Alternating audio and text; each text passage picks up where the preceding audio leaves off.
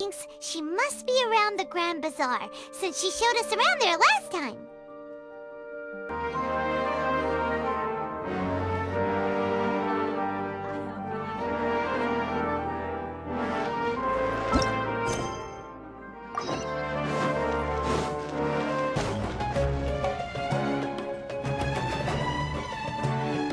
There she is! Dunyarzad! We're back! Just as promised, Traveler and Paimon. I'm so glad that you two came back to celebrate Lesser Lord Kusanali's birthday. Indeed. The festival's tomorrow. We've been preparing for so long that I can't help but feel a little nervous. There's no need to be nervous. Paimon's sure that Lesser Lord Kusanali will feel everyone's gratitude. Thanks, Paimon. I hope that everyone who comes to the festival will also have a good time. Speaking of which, did you manage to make your way to Port Ormos? Discover anything over there? Of course we went. A lot of things happened there. I see. Sounds like you two had another exciting adventure. If there is another chance, I would love to join. My lady, if you went to Port Ormos in your current state, we'd both be in for a lifetime of trouble. Dia! You were eavesdropping! It's called covert protection. Keeping an ear out for what's going on around my employer is part of the job. It's all right, Dia. I merely said I would like to go. I know better than to think my body could handle it. The festival's tomorrow. I've been doing nothing but causing trouble for you. So Dia, please take some time to relax. I'll be fine. Even when you put it that way, it still doesn't feel right. Don't worry, my guardian knight. Okay, fine, but only tonight. Tomorrow's a big day, and many no-good scumbags are gonna try to take advantage of that. Oh, you two must be exhausted from your long journey back to the city. My apologies for not realizing this sooner. I've already prepared a room for you to rest. Please follow me. Whoa, you're so thoughtful. Paimon's so ready. I've got great food that everyone can enjoy. Welcome. Get your... Here we are. It's also fairly close to where I've been staying. It looks really nice.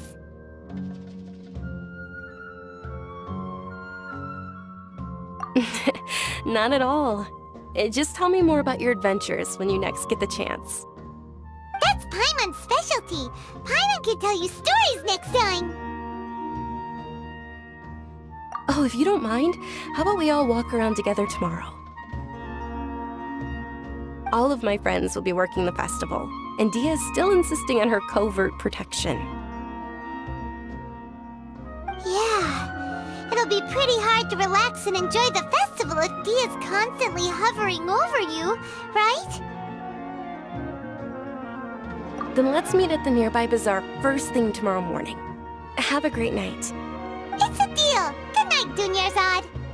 I may be too excited to fall asleep tonight. See you tomorrow. Paimon started to really look forward to the Sabzeruz Festival too. Will there be lots of yummy food? Oh no. Thinking about food is just gonna keep Paimon up all night. The earlier we sleep, the better. Let's go inside, Traveler.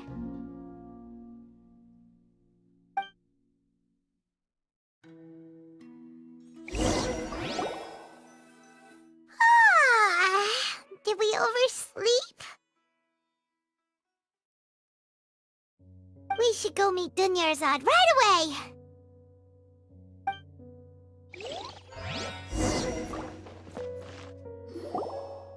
Traveler, Paimon, I've been waiting for you two. Good morning, Dunyarzad. We must have overslept a little bit. Not at all. I arrived early. Today is finally here. I must cherish every moment as if it were gold. You've worked so hard for this day. You gotta enjoy it to the fullest. You know it. Oh, it's just that, as expected, I had some trouble falling asleep last night. I'm hoping my body won't be too much of an issue today. Well, shall we? Let's start with the stalls over there. Many vendors came out of the blue to support the event, and they insisted on covering costs themselves. Let's go give them some business. They paid for everything out of pocket? Oh, sounds like they're not in this just for the Mora. They all said that contributing to a lively festival atmosphere is more important than money. Especially since we don't often get to celebrate Lesser Lord Kusanali's birthday. Ooh, they're selling food over that way! What? This is a stall offering foods from the Haftmewa feast. Oh, you could tell straight away. I thought most people nowadays wouldn't know. Mushrooms, flowers, and all kind of fruit? It's all vegetarian stuff. Oh, Paimon's a little disappointed. So, what's the Haftmewa feast you mentioned just now? It's another Sabzeruz Festival tradition. People used to set their tables with 7 different foods. Generally speaking, the most common selections were foods like Rukushifa mushrooms, lunar lotuses, sumeru roses, sunsetias, kapalatas, hara fruits, and zaytun peaches. So, the Sabzeruz Festival is a vegetarian holiday? You don't have to be a vegetarian to enjoy the spread. We just use the 7 foods to symbolize the 7 virtues of the Dendro Archon. Wait, but if that's the case, if Sumeru uses vegetarian food to represent the Dendro Archon, then wouldn't the Pyro Archon's festival be full of food like roasted fowl, juicy meatballs, grilled steak? Oh, Traveler, we have to go to Natlan as soon as possible! I hope your wish comes true one day, Paimon. Thanks! Alright, how about we also check out some of these other stalls?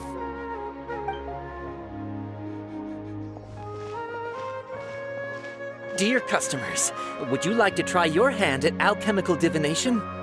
What's Alchemical Divination? Those two things sound like they'd be fun to try together. Right? I thought the same when I first heard about it. It is said to be a mysterious craft invented by none other than Lesser Lord Kusanali herself. So, how does it work? It's quite simple. After you give me any 2 alchemical reagents, I'll use them to perform a random transmutation. Sure sounds random. So random that it will probably fail. That is precisely what we need.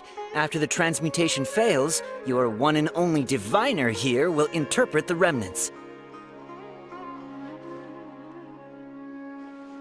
Well, according to Lesser Lord Kusanali, everything is interconnected, and all that occurs can be traced back to fate. You could say this is a pearl of old wisdom. Why does everything sound so much more credible when Dunyarzad says it? Are you guys working together? So that's the true wisdom behind it. This young lady sure knows her stuff. So, how about it? Want to give it a try?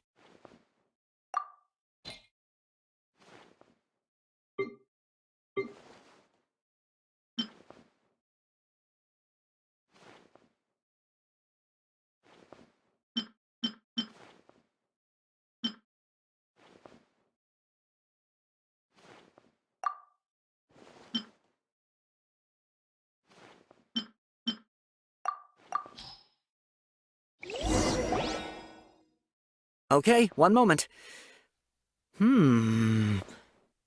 It's the moon. Paimon wants to take a look too. Is it? It looks more like a pie that Paimon bit into. Generally speaking, the moon signifies... It means... Wait a moment. Is he really looking it up in a book? Oh, I remember now. It means illusions and lies. Illusions and lies? That sounds rather ominous. Yes, but this book says that if you trust your intuition and overcome your fears, the sun will surely rise. He's not even trying to hide read his book anymore. Naturally, fate will only ever show you the beginning of a journey. It is up to you to forge your own ending. Oh, thank you so much. I'll keep that in mind. Oh, it's nothing. I'm just learning as I go. Guess that was still pretty interesting. Okay, on to the next stop. They say the Sabzeruz Festival was very lively a long, long time ago. Large flower carriages used to parade through the city. As they headed towards Port Ormos, people would throw flowers, candy, and liquor all along the way. Dunyarzad's eyes are sparkling right now. I wish I could have seen that spectacle. But if you ask me, I'm sure Nilu's Dance of Sabzeruz would be just as impressive.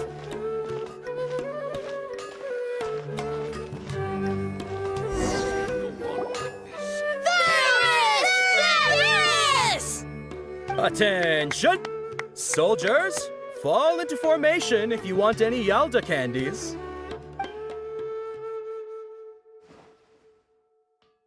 It's a weird guy with a weird hat. Hey, it's Dunyarzad! Wow! Miss Dunyarzad, the children love you even more than the Yalda candies. In the few short days it took to prepare for the Sabzeruz Festival, the children have all grown very fond of you. The Hallowed Night of Flowers. It's an honor that you know my name. Attention! In the name of Ferris, the Knight of Flowers, I commend you on your contributions to the glorious Sabzeruz Festival. All right, little soldiers. Take your Yalda candies and don't forget your loyalty to Lesser Lord Kusanali. Dismissed! Yes, Knight Ferris! Just what is going on here? Ferris, the Night of Flowers, is another Sabzeruz Festival icon, and one immensely popular with children. In the past, the actor portraying Ferris would also sit on a flower carriage. It's all thanks to Miss Dunyarzad's sponsorship that the children can make such wonderful memories today. As are we to you, Vihar. Oh, not at all. Oh, speaking of tradition, do you want some Yalda candies? They're a festival staple, and I happen to have some boxes readied here. Take a look and pick whichever one you want. Whichever one, don't these boxes all look the same? That is the fun part. Each box contains a random flavor. It's up to the luck of the draw. Flavors include lavender melon, hara fruit, sunsetia. Ooh, those all sound pretty good. And there's also lizard tail and oni kabuto. Huh? What's up with those two flavors? Oni Kabuto is a little spicier than Lizard Tail. Dunyarzad, you tried them before? Traveler, help Paimon pick one. Paimon wants the Sunsetia flavor. It's all right. Paimon believes in you. I also believe in your intuition. Great! These boxes of candy are numbered 1 to 5 from left to right. Which one do you want?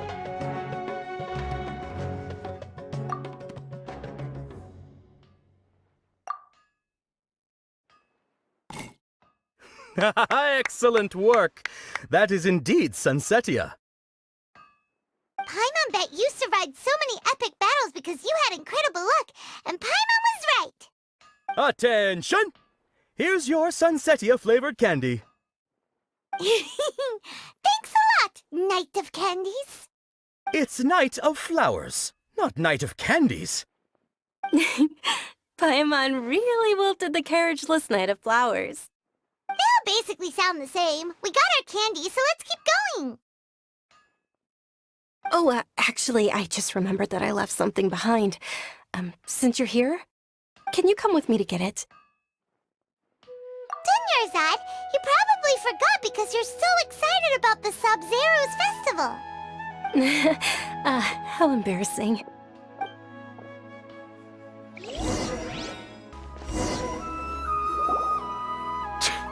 We're too late. Who knew the little lady was such an early riser? I know, right? Hey, wait a minute. Isn't that her? Oh, that most certainly is. We're in luck. She's walking right into our clutches. Those Eremites don't look like they're up to any good. Who are you? I don't believe the Homayanis hired you. That's right. We haven't received any of their mora, but I wonder how much the Homayanis would shell out to get you back. They're a gang of kidnappers! Traveler, hurry and protect Dunyarzad! Hey, did you scumbags even consider that the Homayanis might have hired a merc that outclasses you? You're... Dia! Dia the Flame Mane! No wonder we mercs haven't heard anything about you for so long. You sold your unruly mane to the highest bidder. Don't speak so disrespectfully. My family started working with her as gratitude for her past kindness to us. Don't worry about it, my lady.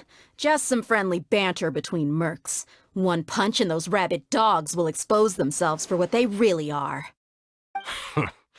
Aren't your claws all dull by now? Don't get too cocky!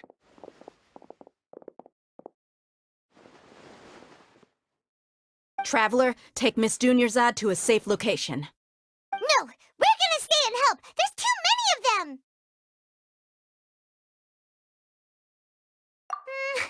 You're right. Alright, fine. Please be careful, Dia. Don't waste your time worrying about me. This is my job. Look out for yourself. After I've wiped the floor with them, I'll go find you all.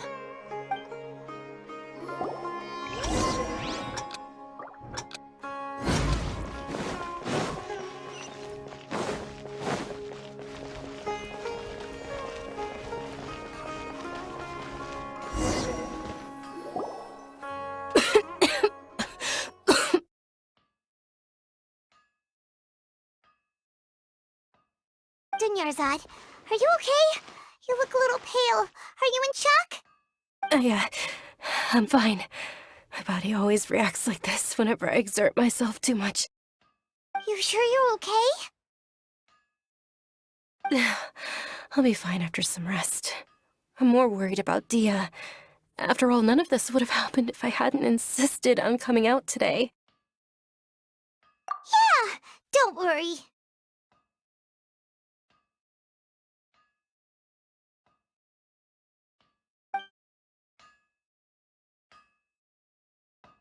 My lady, Traveler, found ya.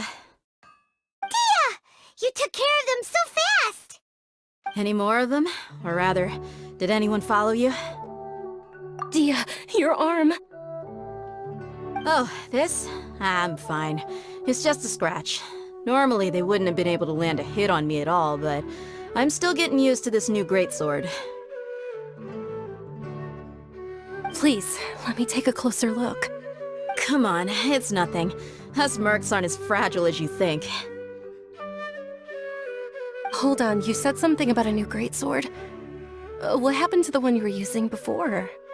About that. Well, I sold it, because I was low on mora. Stuff like this happens every now and then. It can't be. The anonymous donation that was used for the venue's final round of preparations?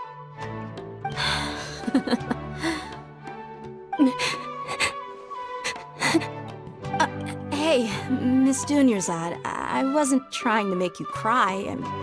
I'm not gonna lose my commission because I made my employer cry, am I?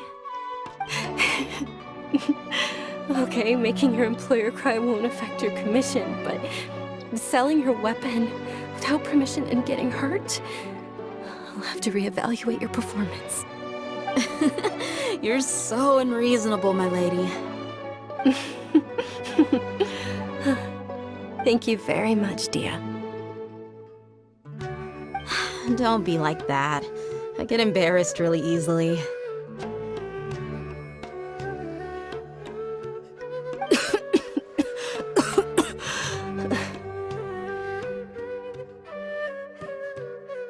Are you feeling unwell again, Dunyarzad? My lady, your condition. Traveler, can you take her somewhere to rest? I'll look around the area to make sure we're safe from an ambush. Truly, I'm sorry for the trouble, everyone.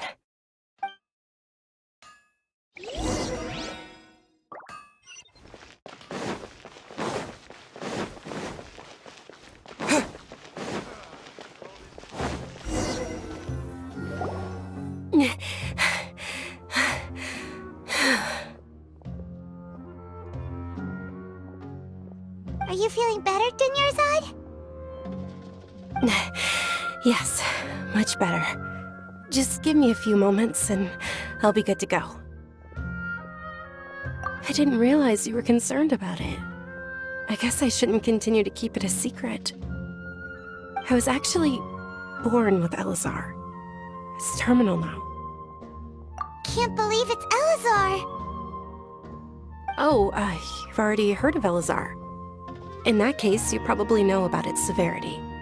Sumeru's current medical advancements still haven't been able to find a cure. The disease's progression can only be delayed through environmental therapy. Dunyarzad. There's no need to be sad. I've always lived with Elazar and I came to terms with it a long time ago. Compared to the simple fact that I'm afflicted with this, its effects on my life have been much more painful. I know that my family loves me dearly. They've done all they can to provide the best environment for me so that I can live for that much longer. However, I know I will one day succumb to this. Did you know? Before I ran away from home this time, the world outside of my home didn't even know that I existed. Since I was a child, all I could do was sit on my bed and stare at everything outside of my window. I'm sure my family's worried and disappointed in me for running away, but I just didn't want to have any regrets. I wanted to meet other people. To me, there's nothing more beautiful than being able to meet and speak with others. Not to mention the incredible time spent preparing for the festival, the joy on everyone's faces here, and all the support I've received from friends like Dia. This way, when my final day does arrive, it will be less sorrowful.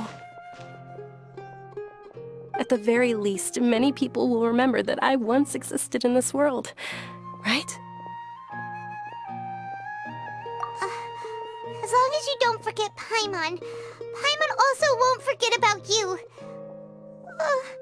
No, even if you forget Paimon, Paimon will still remember you. Thank you two so much. I apologize for the depressing conversation. This is out of character for me. To be honest, Lesser Lord Kusanali gave me the courage to do all of this.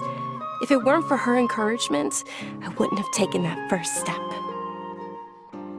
Thanks. There will always be frustrations in life, but I know that the point of living is not to leave behind any regrets.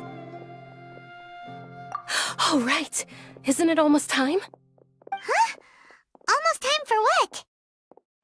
Isn't the dance of Sabzeruz about to begin? It's the part of the festival that I've been looking forward to the most. Nilou will recreate that legendary scene with her most splendid dancing. And the Sabzeruz Festival will conclude amid everyone's applause and blessings. And with that, my wish will also... Then what are we waiting for? Let's go to the stage! Yeah, we should still make it in time.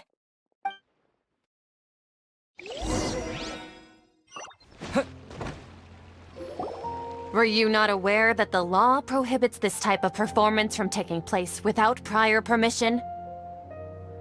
Over there! Someone's yelling at Nilou! I think I just saw the Academia's Grand Sage. Why is he here in person? But the Dance of Sabzeruz is one of the key parts of the Sabzeruz Festival. If we can't perform it... The Sabzeruz Festival. The law also prohibits the private hosting of large-scale religious festivals. Only the Academia can host such an event. If you continue to resist, we will have to order an investigation into every single event organizer. The Grand Sage has already granted you much leniency. I advise that you exercise tact. How did things turn out like this? The Academia was originally responsible for the Sabzeruz Festival, but they failed this responsibility for many years. I need to speak with them. This is a hard pill to swallow, but you're right. Things would only get worse. Art, dance. Aren't you ashamed of pursuing such frivolous and meaningless activities in this land of knowledge and reason? Our Archon created the utopia that is Sumeru City for all scholars who sought validity, verity, and truth, while people like you wish to defile it. No. I believe that our Archon never rejected the arts. Even the goddess of flowers dedicated a dance to her. With your lack of intellectual credentials, I do not believe you are qualified to debate with me. What you should be doing is finding workers to tear down this ridiculous eyesore.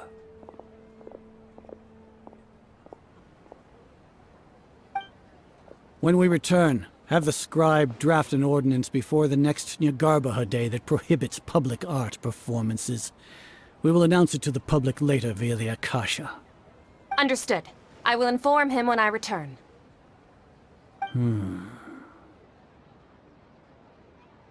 The Sabzeruz Festival.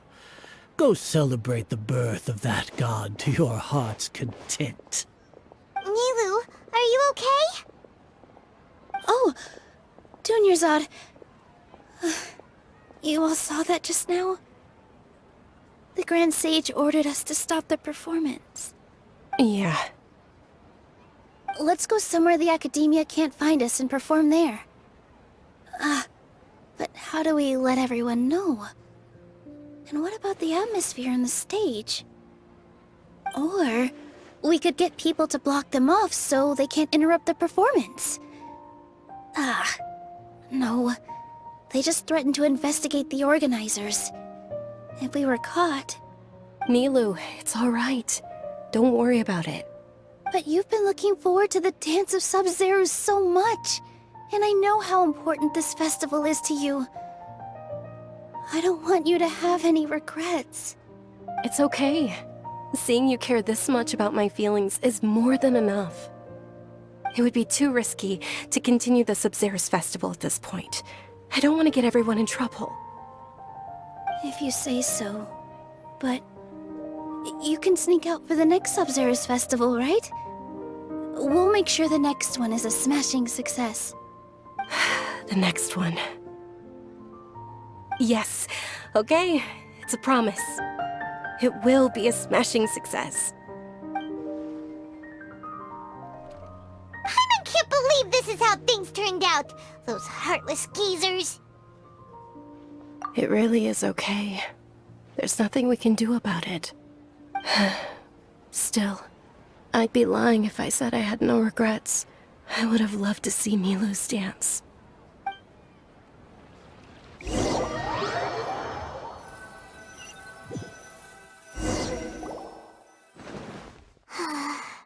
A lot happened today. It's a shame the festival ended the way it did. Nilu and Dunyarzad promised to make the next Sabzeruz Festival a success, but Dunyarzad is running out of time.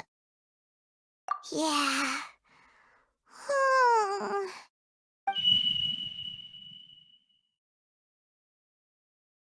All connections have been secured to construct the most stable framework possible.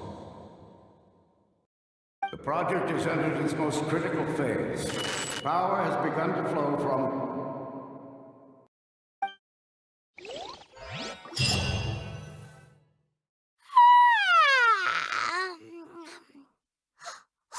We're gonna be late! It's all because you wouldn't get out of bed! We should go meet Dunyarzad right away!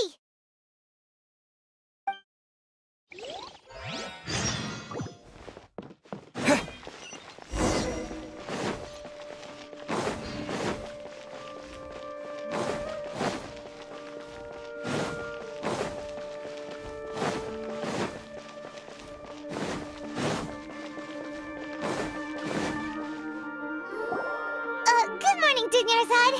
Sorry we're late. Not at all. I arrived early. You seem kinda tired. did you not get enough sleep? I'm doing well. There's no need to worry. Shall we go? Let's start with the stalls over there.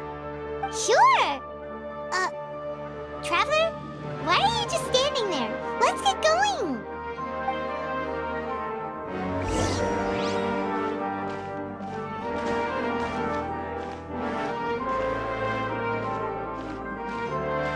Ooh, they're selling food over that way! Let's go take a look!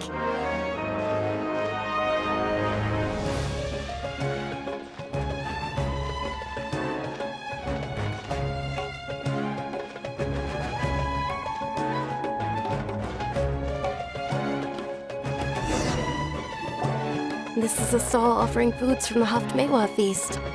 You are quite well informed, miss. I thought most people nowadays wouldn't know.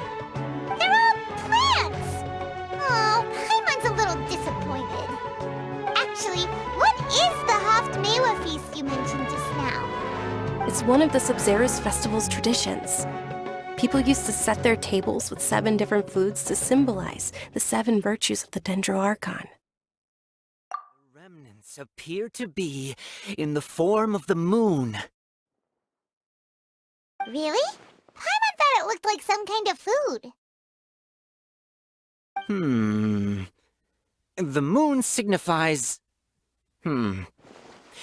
It's escaping me for now. Wait a moment. Is he really looking it up in a book? Oh, right. It means illusions and lies. But if you trust your intuition and overcome your fears, the sun will surely rise. Understood. I'll keep that in mind. Oh, it's nothing. I'm just learning as I go. Guess that was still pretty interesting. Okay, on to the next stall. So, where to next?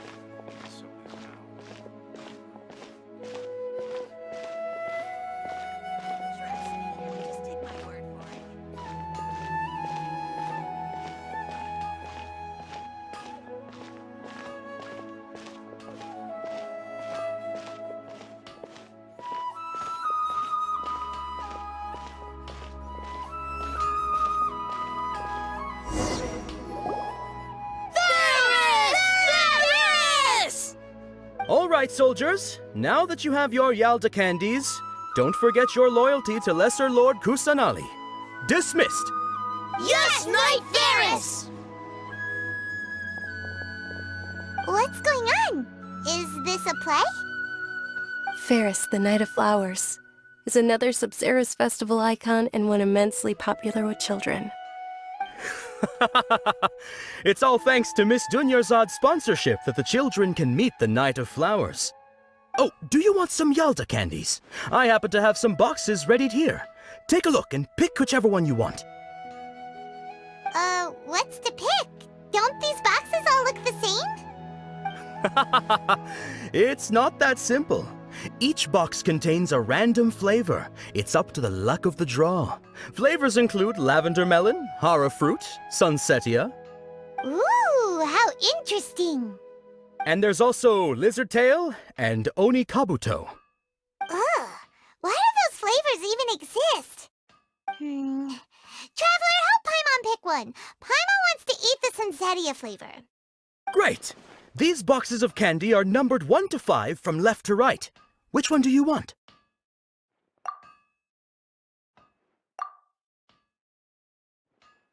Ah, excellently chosen. Number 4 is indeed sunsetia. Ha-ha! Paimon bet you had incredible luck, and Paimon was right!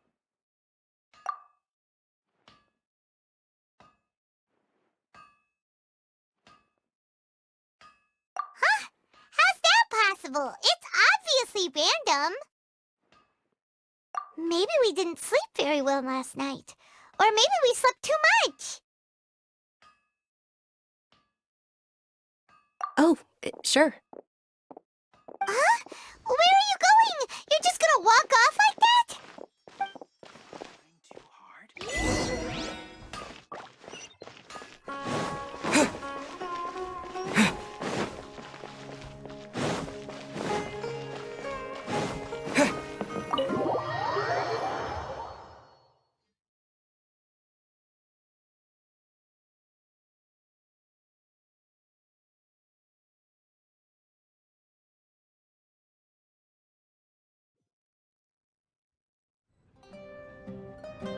feeling of deja vu?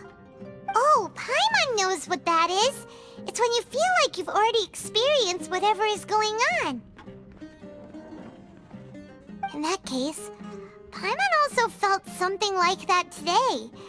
But that's just our brains playing tricks on us, isn't it? So why'd you run here in such a hurry? So that's it! You're intentionally doing things you usually wouldn't and seeing if you still get that same feeling of deja vu.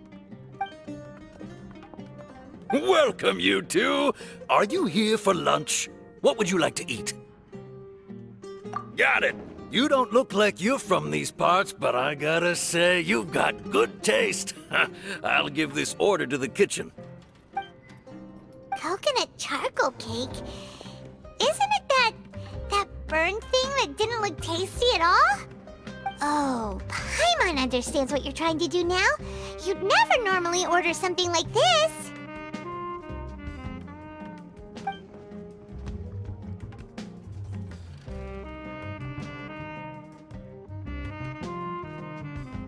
That thing? Are you really gonna eat it? Isn't this going a bit too far?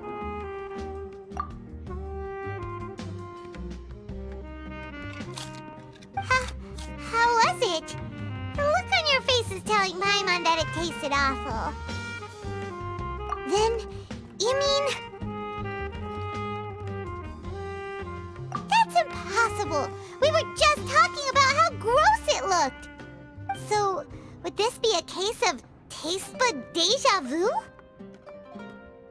Paimon also gets the impression that we've been here many times, even though we aren't regulars. How about we go out again and try something else?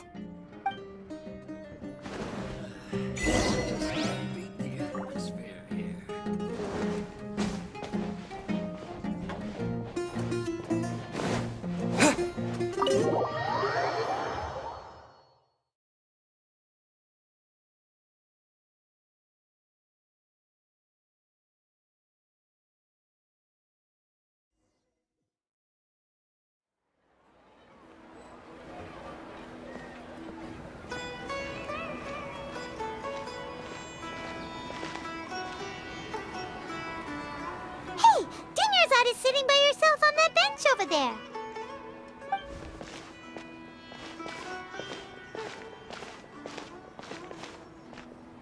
What a coincidence, Dunyarzad. We meet again. Why are you sitting here all by yourself? Oh, I ran into some kidnappers just now, but thankfully Dia came to my rescue. I started to feel unwell after that, so I sat down here. Kidnappers? Oh my goodness, are you hurt? I'm okay.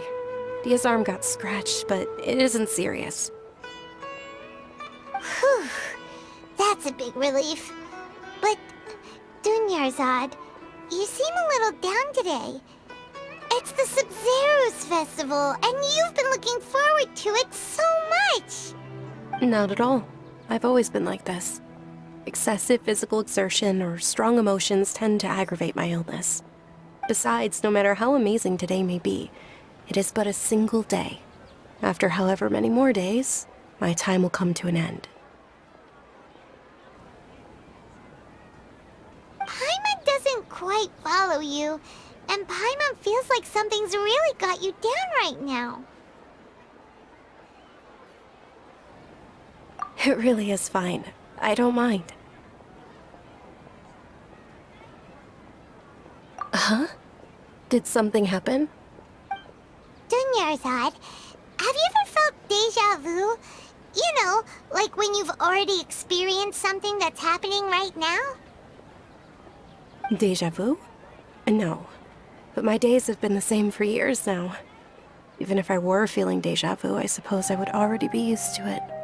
Oh, Paimon sees. Then, is it only the two of us? It's almost time. Huh? Time for what? Nilu's Dance of Sabzeruz is about to begin. Let's go.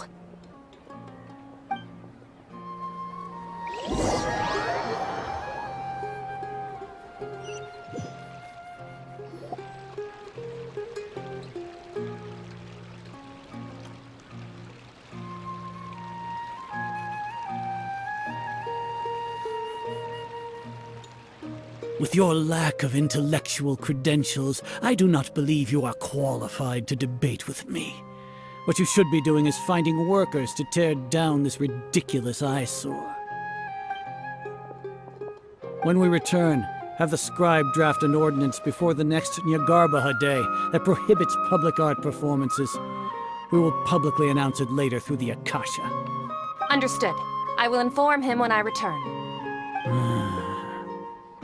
The Sabzeruz Festival. Go celebrate the birth of that god to your heart's content.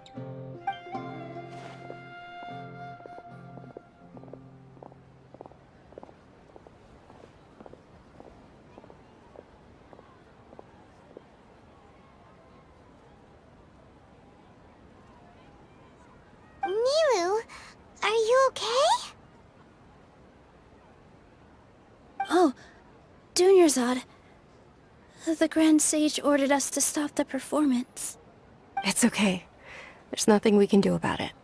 But you've been really looking forward to this. I don't want you to have any regrets. It truly is unfortunate, but I don't want to cause trouble for anyone. Didn't the Grand Sage say that he might investigate the organizers? True, but... Well, okay. I'll just have to try again next year. The next festival. I probably won't be around by then.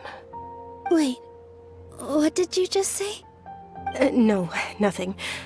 I'll be heading back to rest. Thank you for your help, everyone. Paimon can't believe what those heartless geezers did!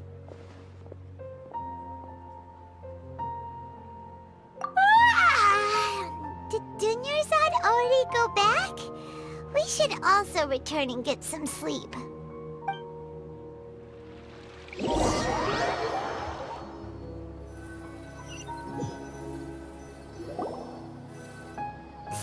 in the end, you still couldn't figure out what that deja vu feeling was all about? Maybe it really was because of exhaustion. Same here. That's why Paimon stopped thinking about it halfway through the day. Then, how about we settle in and get a good night's sleep? For now, we can chalk things up to exhaustion. We can do more thinking tomorrow.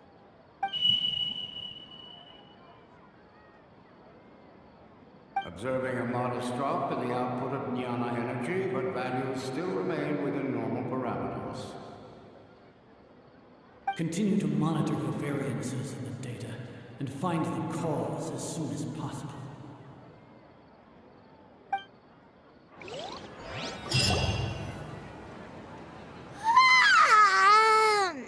Why does Paimon feel so tired after so much sleep?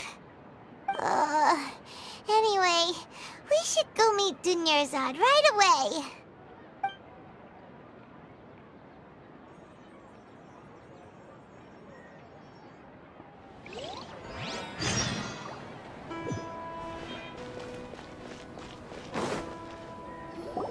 Good morning, Dunyarzad.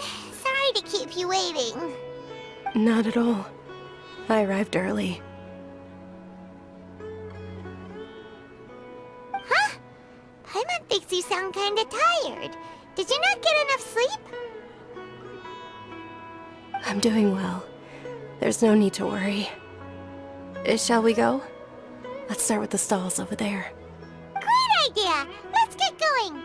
Traveler? Hey.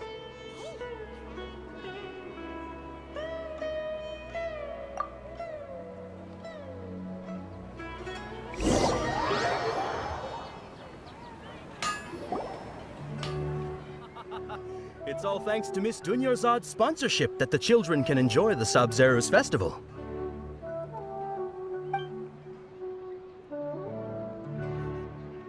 Oh, are you interested in Yalda candies? I have some boxes of candy here. Pick whichever one you want. Not much of a choice. All these boxes look the same. It's not that simple. Each box contains a random flavor. It's up to the luck of the draw. Flavors include lavender melon, hara fruit, sunsetia. They all sound pretty tasty. And there's also Lizard Tail and Oni Kabuto. Huh? What were those last two? He'll help me choose. Paimon wants to eat the Sunsettia flavor. No problem. These boxes of candy are numbered 1 to 5 from left to right. Which one do you want? Oh, I like your confidence. No hesitation at all. Oh, congratulations! Number 4 is indeed Sunsettia.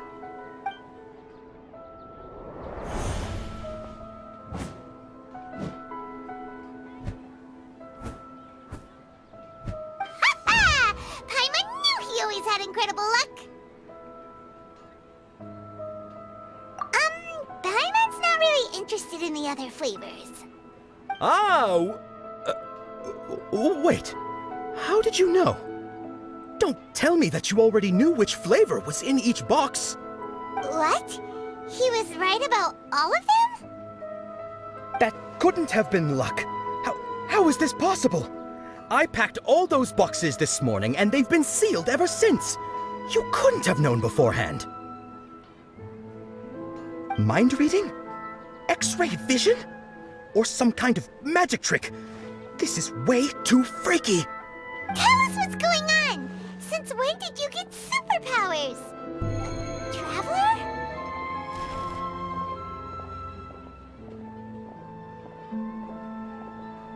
Hey, where are you going?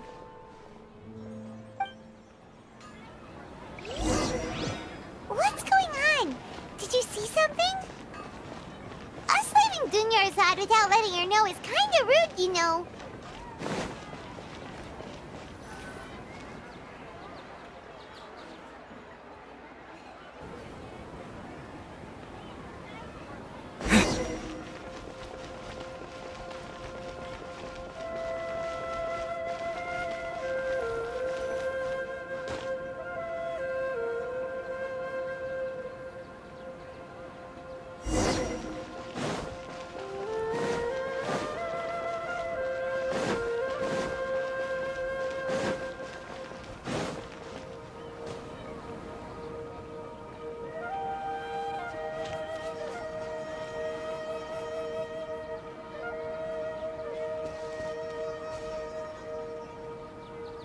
What are you looking for? Why did we come here?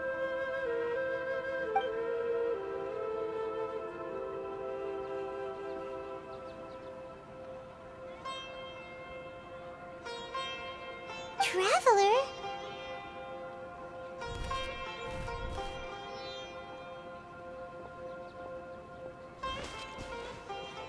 That's...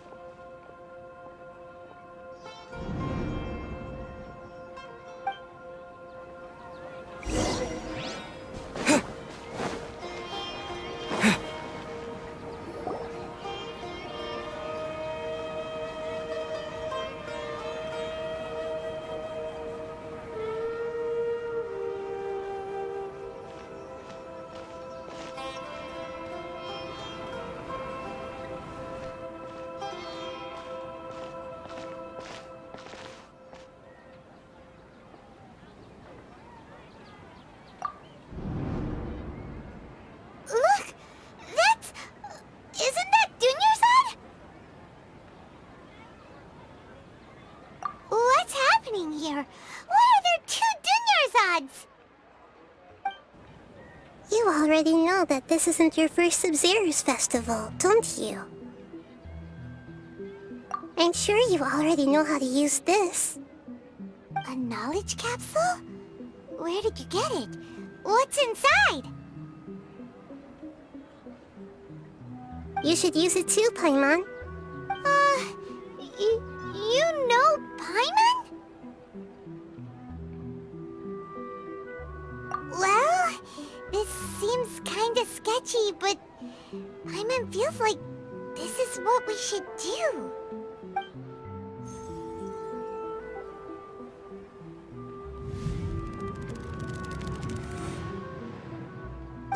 What the?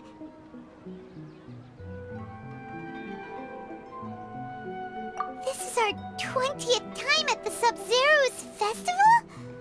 Huh? No. The 30th? 40th? Just how many times have we been to the Sabzeruz Festival? Have we been trapped in a single day? If it weren't for you, we wouldn't have even realized. What the heck was inside that knowledge capsule?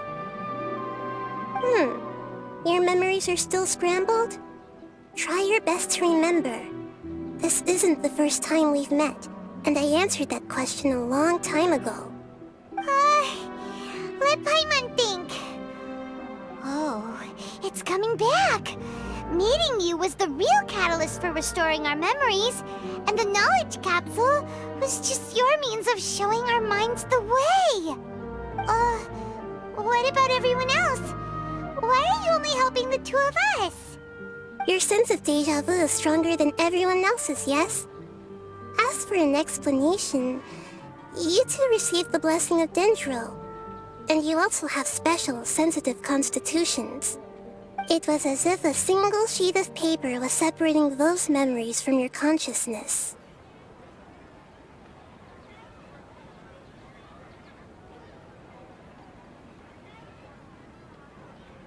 A familiar question.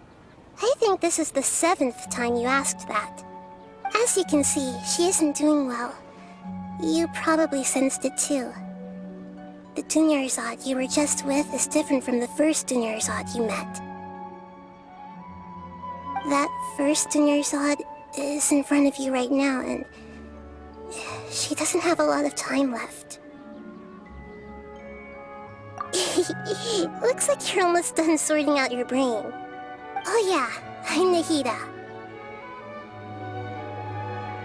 Good, you passed the test. What's happening?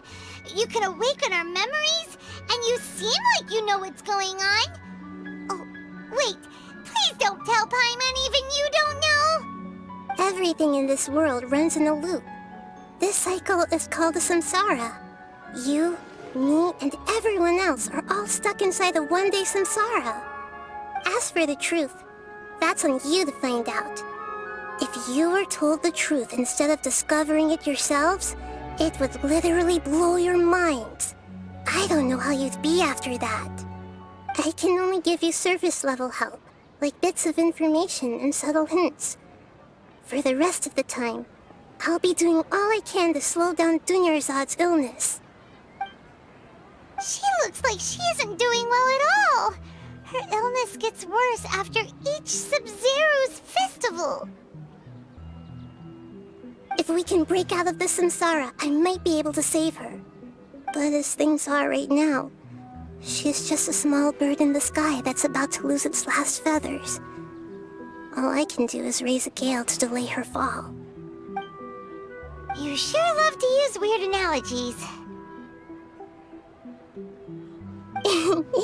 Analogies are wonderful tools. They let you use existing knowledge to understand unfamiliar things. Okay, so, with what you know so far, what do you think the truth is?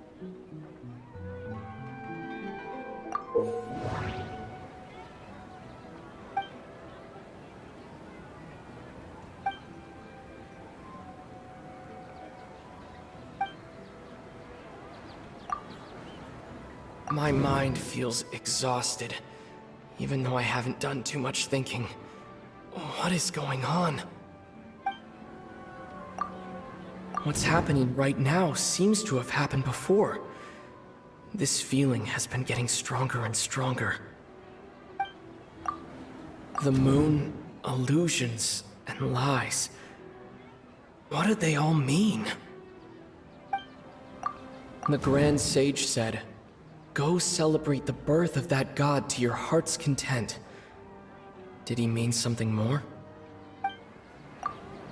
We've already experienced the Sabzeruz Festival many times, and the day of the festival seems to be in a perpetual samsara.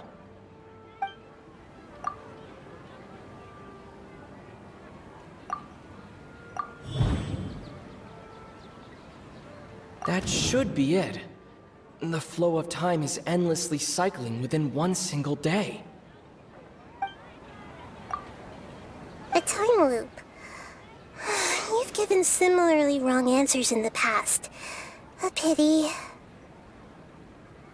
Still the wrong answer? Paimon thought that made a lot of sense. It feels like time's just repeating itself.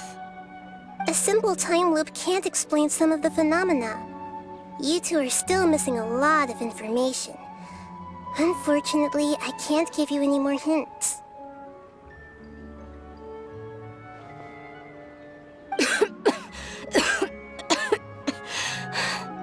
Dunyarzad! The Sabzeruz Festival is happening every day, but that doesn't mean we can waste an infinite amount of them. Hurry and find the truth before today's festival ends.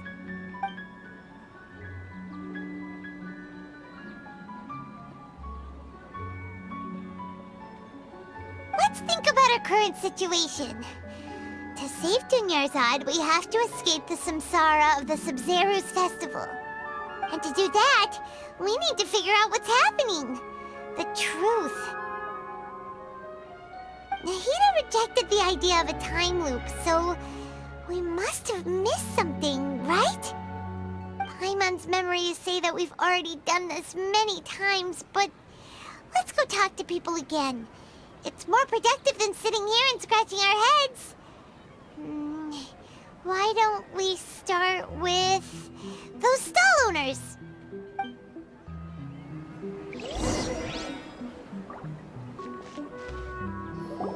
Hey there! Hey, it's you guys again. Where's your cultured friend? She's feeling a little unwell. I see. Did you come back to buy something?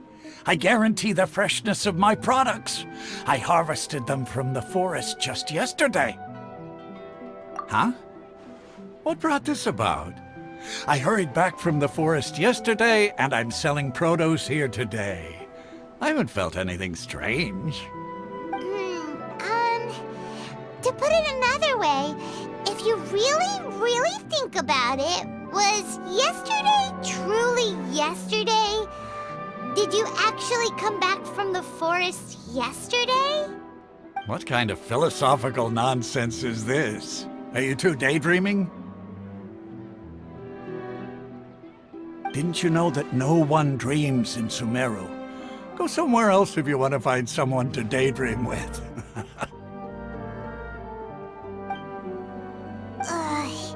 He actually has a point. Is this a dream? Is everyone dreaming? True.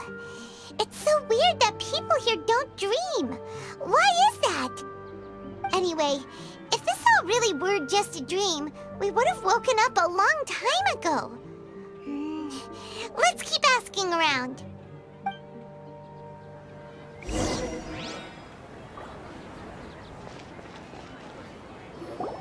Oh, it's you two. Was my divination so accurate that you felt compelled to compliment me in person? Ooh, I knew it! I told you, the god's divination is highly accurate. You just hadn't fully understood its significance yet. You're really excited about this, huh? That's exactly why we came back. Help us better understand it. Help you better understand it? Well, that isn't exactly what I excel at. So, you're admitting that you don't have a clue? Anyway, what kind of situation did you get into? Huh? Hold on a second. I thought you guys just lost your wallet or fell for a scam. What you just said, are you serious? Does that kind of thing actually happen in real life? I knew you weren't going to believe it. Marvelous. Truly marvelous. I believe you. Recall the interpretation of your divination. The moon, illusions, and lies. It really felt like an omen. When you say it like that, the divination does sound like it's related to what's going on. Can you read any more into it? I believe that the Archon's revelations are never more than vague hints. Anything more specific is beyond the reach of mere mortals. The book only says, If you trust your instincts and overcome your fears, the sun will surely rise. So that's how it is. Looks like fortune-telling is just fortune-telling. It's no good for practical problems. We haven't made any progress. Who else can we talk to? Paimon remembers that we tried talking to her a couple of times, but she always thinks we're playing pranks on her. You think she'll brush us off again? Yeah, if we tap into Dia's strong sense of responsibility as a mercenary, then she'll definitely take us seriously. At this time of day, Dia's probably just finished beating up those kidnappers. Let's go find her.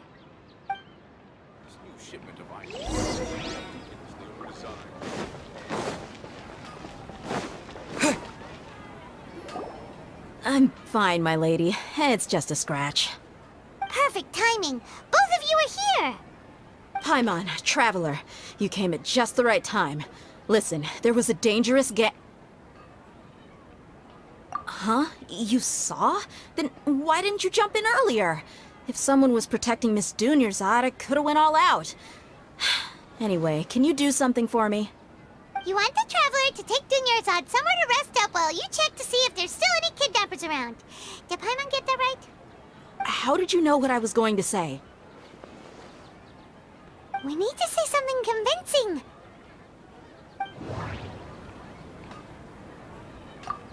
My mind feels exhausted. People in Sumeru don't dream. What a strange phenomenon. Dia sold her greatsword to raise additional funds, and then she was injured because she wasn't used to her new weapon. Tell her, Traveler! I didn't tell anyone about that. Including Miss Dunyarzad. You couldn't have known. And just now, you literally took the words right out of my mouth. What's going on? All right, so this is the situation.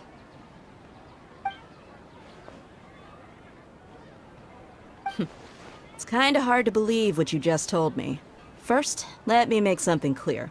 Most of us desert dwellers might not be the scholarly type, but we do have basic common sense.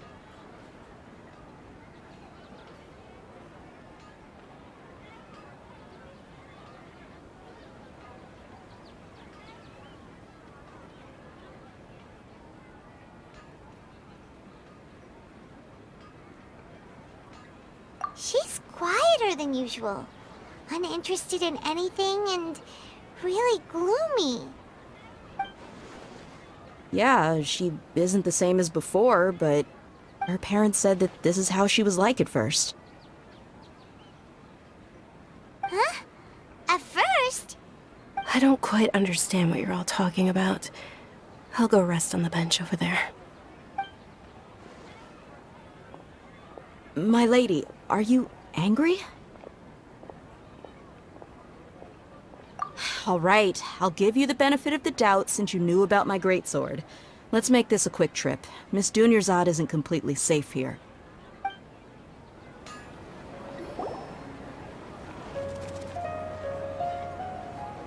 Nahida! We brought a friend! Are you busy? I thought I told you that it won't help to bring anyone here. We just wanted her to see the real Dunyarzad's condition. The real Dunyarzad? Where and who are you talking to? Huh? I told you that you two are special. Other people can't see me or Miss Dunyarzad here.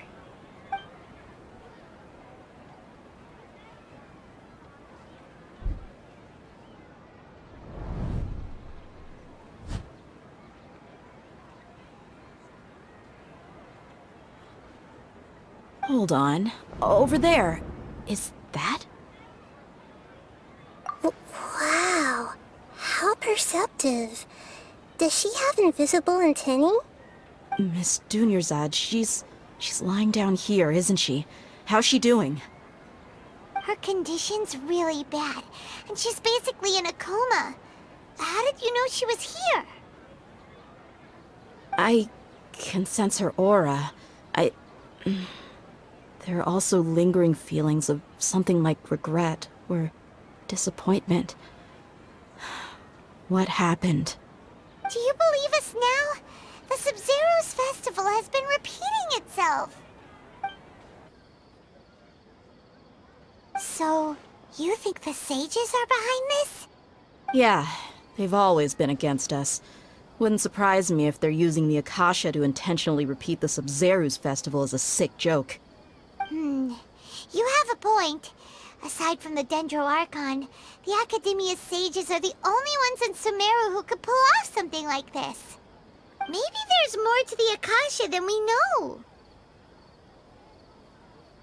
Right! Didn't you awaken our memories using something that looked like a knowledge capsule? That means you must know something about the Akasha! The Akasha relies on the power of a gnosis to operate, as it is the manifestation of the God of Wisdom's power. It compiles the wisdom of the entire populace, and it grants knowledge to the people. A gnosis could do that? No wonder the Akasha is so magical. It's being powered by the gnosis of Sumeru's Archon. So, this Nahida you mentioned, what did she say? She said, and Paimon quotes, "The Akasha relies on the power of a gnosis to operate, as it is the manifestation of the God of Wisdom's power. It compiles the wisdom of the entire populace, and it grants knowledge to the people." Compiles the wisdom of the entire populace and grants knowledge to the people. Wait. I get the grants knowledge part. That's what people have always used the Akasha for. But compiling the entire populace's wisdom? How does that work? Did she mean that the sages enter new knowledge into the Akasha? Oh yeah, that sounds about right. What do you think?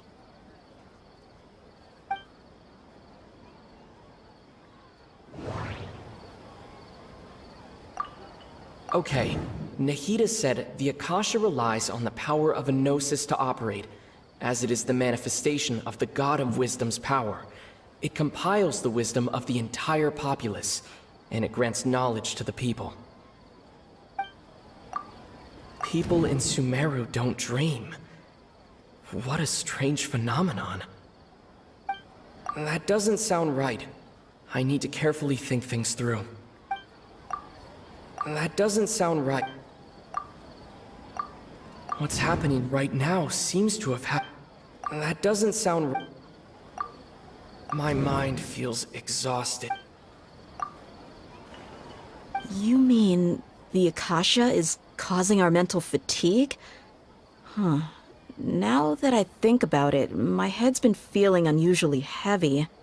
When the desert dwellers set off on their quest for knowledge, a sage once said, knowledge always comes at a price. Compiling the entire country's knowledge.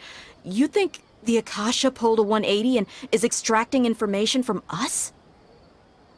Who knows? The Akasha can put knowledge into our heads, so who's to say that it can't also poke around in there? We don't know any specifics. What's the point of doing something like that? Just think about it. If you could combine the knowledge of every single person in Sumeru, then you can basically turn Sumeru City into a single massive brain.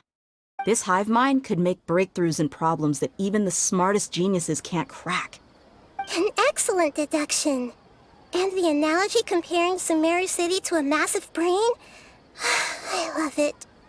In that case, we should take off our Akasha terminals right away. Maybe that'll solve this problem. Yeah, I was only wearing this for show in the first place. Didn't expect the sages to cook up such a conspiracy. Mark my words, when this is over, I'm getting evidence and exposing this whole thing to the public. How does everyone feel? Huh? What is it? Oh, that! Paimon knows what you're talking about. It's It's a single soft beep that sounds like it's coming from the Akasha terminal. The sound of a beep. Could it be a prompt tone for when the Akasha is operating? That's probably an important clue. We weren't using our terminals, but we heard a beep anyway.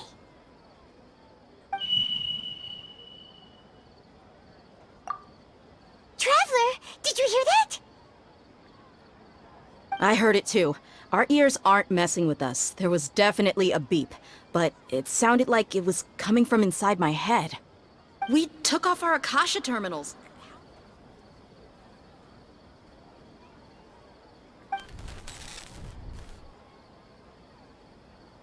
Phase runtime has exceeded its expected length. At this rate, there may be casualties.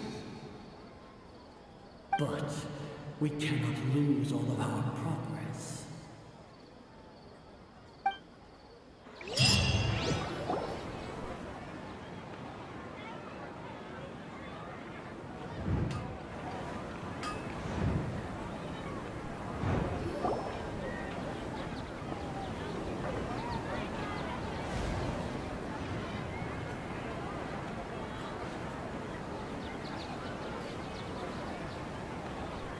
Paimon remembers everything!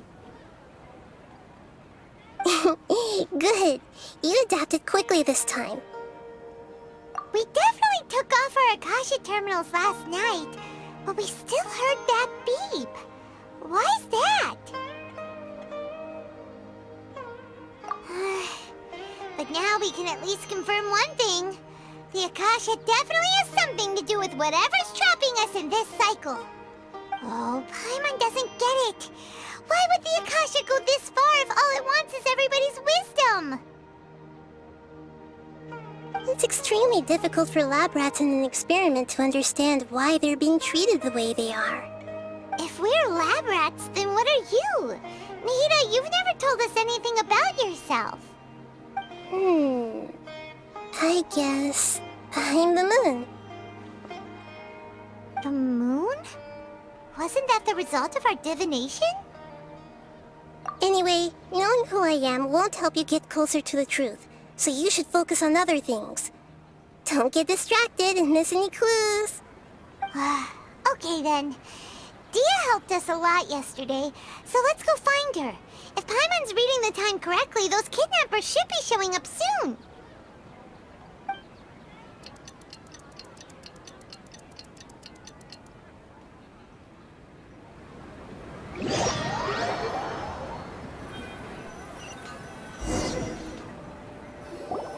Ah, there you are. I've already taken care of those kidnappers. My lady, did you get hurt? Dia? What's wrong? Why are you both gawking at me like that?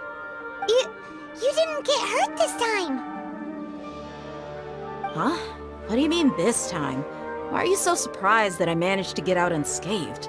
Those kids were amateurs. Shh! How did you know about my greatsword? I haven't told anyone about it.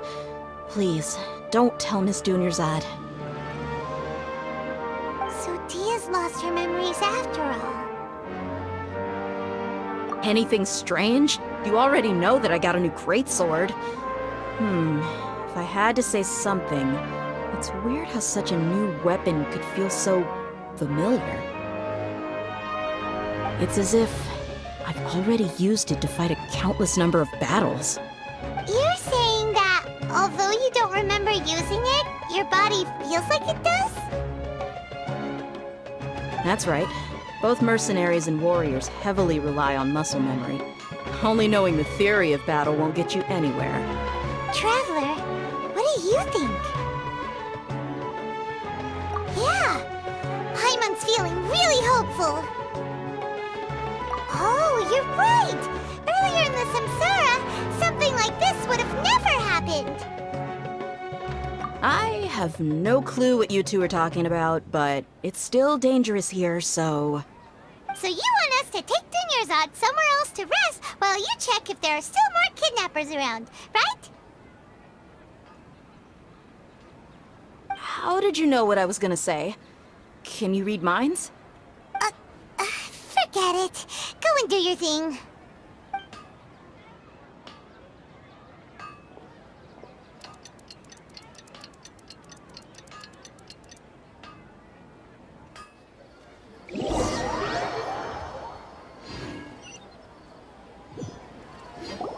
Whew. It's finally nighttime. Aside from Dia not getting injured, everything seems to have stayed the same. Listen, Nahida, we found out that Dia got out just fine today, even though she got injured every other time she fought the kidnappers. Do you think the samsara has been broken?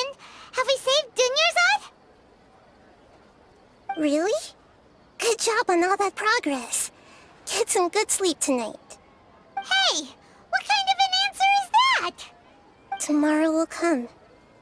Everyone assumes this is common knowledge, but the only way you can know that for sure is if you experience tomorrow. How many todays has it been? Is it possible that today will be followed by yesterday? Does tomorrow truly exist as anything beyond a made-up concept? It's even possible that this entire world is a lie, and the history of the whole world has just been one endless Sabzeruz Festival. Okay, no more. Paimon's brain is already shut down. That's why it makes no sense to waste your energy thinking about things you will learn tomorrow. Get some good rest. You know, use the bathroom and flush your anxiety dookie away. Huh? Hold on, what did you just say? Did Paimon hear you correctly? Huh? People always say they feel a sense of relief after they take a duk-duk. That's why I suggested you could try that. Is that so strange?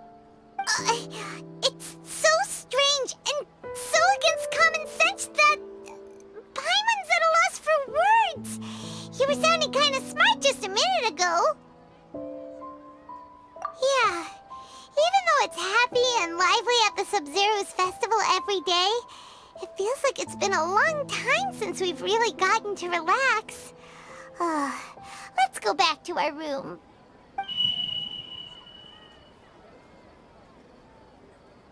Continue the harvest. Compared to what we stand to achieve, these sacrifices are trivial.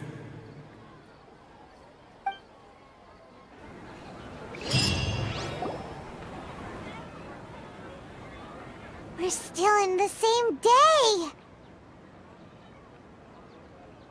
Nahida, you already knew last night that we didn't break out of the samsara? Why did you tell us? Would there have been a point? You would have spent the night with new worries, with tomorrow still out of reach. In that case, you might as well rest within that brief moment of hope. An opportunity like that doesn't come by often, and I thought it might help you clear your minds. Paimon thought the Duke did that! Whatever. Guess you were looking out for us after all. Of course. In the time we've been together, you two have been everything to me. Paimon's flattered and everything, but maybe you're taking things a little fast. What I mean is, even though I had asked you to solve this puzzle, you two are still the only ones who can see me and sense my presence. In other words, if you weren't here, I may as well not exist. That's why you two have been everything to me. Get it? Nahida's talking about confusing stuff again. Anyway, that's enough chit-chat. So, Traveler, did the new clues yesterday help you gain a new understanding of the situation? Huh? Why are you scrapping your previous theory? Oh yeah, you're right! Gosh, how did we not notice that? In a simple time loop, people's physical conditions should also reset. So, what's your new hypothesis?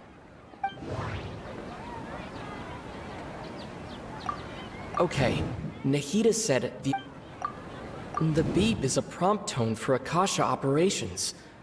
We still hear it every night, even though we removed our Akasha terminals. Mercenaries rely heavily on muscle memory, and Dia was able to use her experiences to avoid injury in later samsara cycles.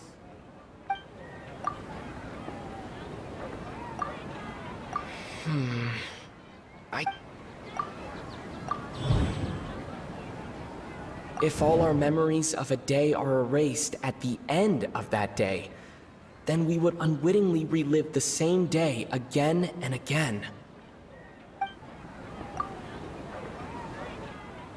Oh! Then the beep we hear every night could just be indicating the deletion of our memories! That's why when we wake up, everyone thinks the Sabzeruz Festival hasn't happened yet! It's already the next day, but everyone still thinks it's the day before! But muscle memory can't be erased. That's why Dia has been getting better at using her greatsword. Now everything makes sense! A brilliant deduction. Nahida, tell us if we're right or wrong. To put it simply, it's as if you've mistaken a pyrocrystal fly for a firefly in the night. You lost sight of its true nature because you focused too much on your perception that it glows. That isn't simple at all! Why don't you go talk to Miss Dia again? You might learn something new. Right! She did help us find our latest clue after all. Let's go!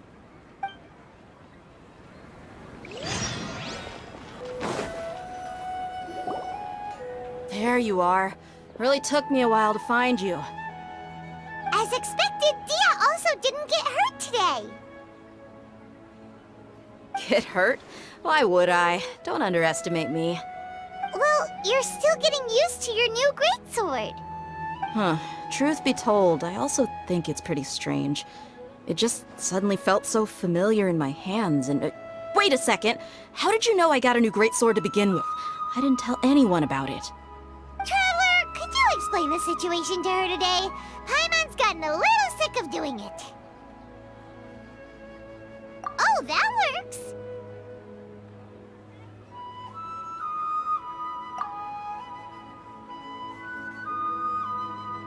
What happened to you guys while I was gone? Did you get brainwashed by some cult? Don't think too hard about it. Just take what we're saying at face value. Alright then, let me get this straight. You're telling me that my body's already gotten used to this greatsword, but my brain just doesn't remember it? Yes, your memory's being erased every day. Then I'd have to disagree. That's impossible. Oh? Why do you think that? If we've actually been reliving the Sabzeruz Festival day after day, then what happened to the things we used, the money we spent, the food we ate? Common sense says my wallet should have emptied itself a long time ago. There's no way I wouldn't have noticed that.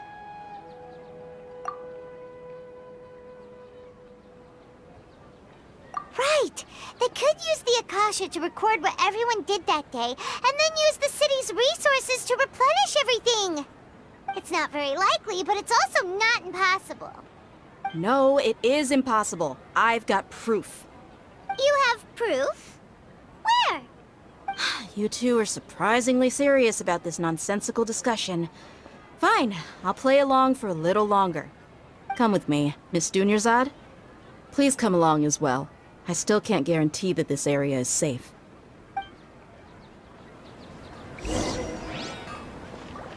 Paimon can't believe it's Dia who wants to show us something this time.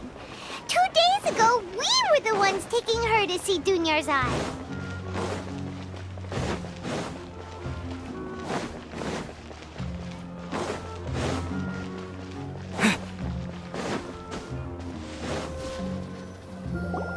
This is it. Huh? This is a wooden training dummy. What about it? See those marks on the dummy? Those are the result of several days' worth of practice. Let's say the sages didn't replace it every day. Shouldn't it be hacked to pieces by now? That's true, but what if they did? Then the sages would have had to reproduce every mark I left during previous training sessions. I'm a professional fighter. My martial school has always emphasized the importance of refined control.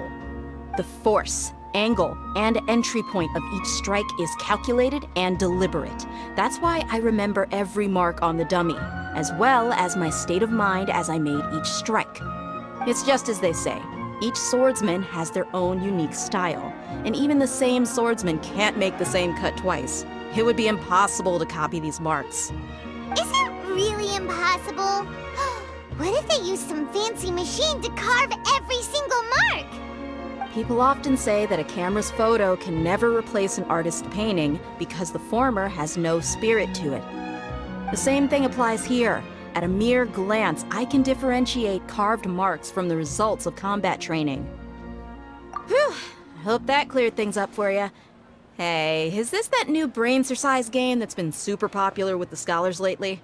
It's surprisingly fun. Anyway, it's getting late. I should escort Miss Dunyarzad to Nilu's stage. See you later.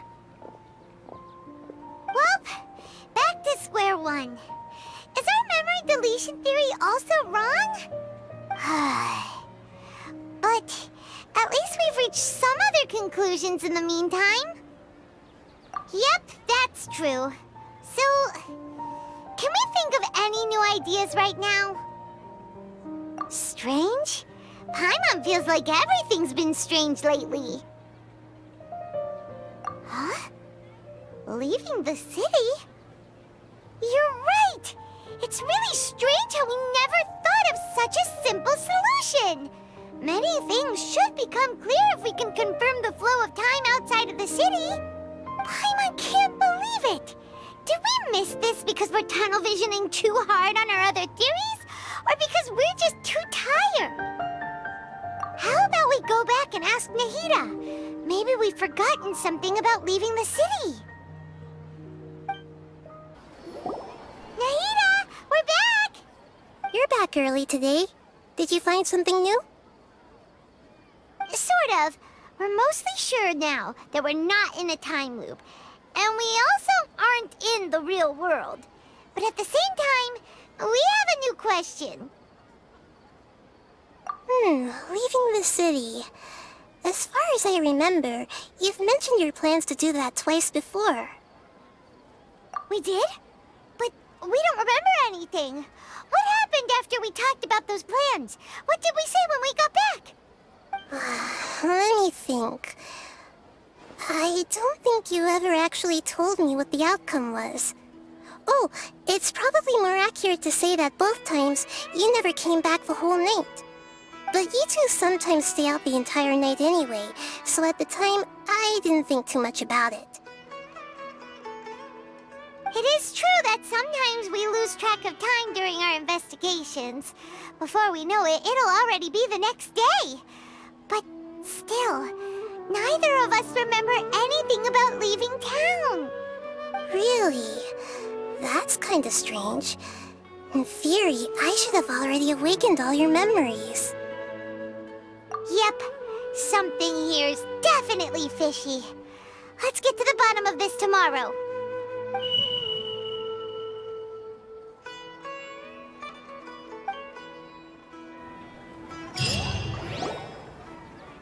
Our memories are back! About that. Well, where should Paimon begin? Traveler, aside from your memories that were just restored, I have another message for you. Listen to it and you'll understand. Can't go back. There are countless spaces here. Our Sabzeruz Festival in Sumeru City is just one of them. Traveler, you should be missing 2 days worth of memories. Paimon will fill you in. It's time to carry out our plan from yesterday. Okay, let's go!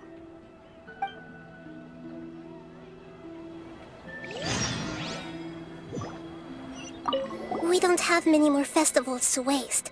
Hurry and find the truth.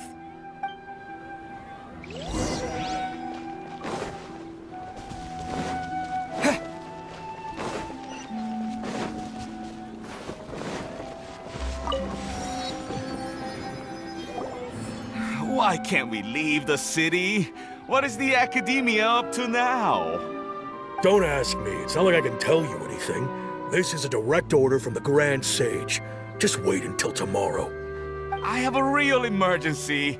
My goods have already arrived at Port Ormos. If I don't hurry, they'll be stolen. That's your problem. Make sure you make a request in advance next time. But it's not like you can just predict business matters in advance.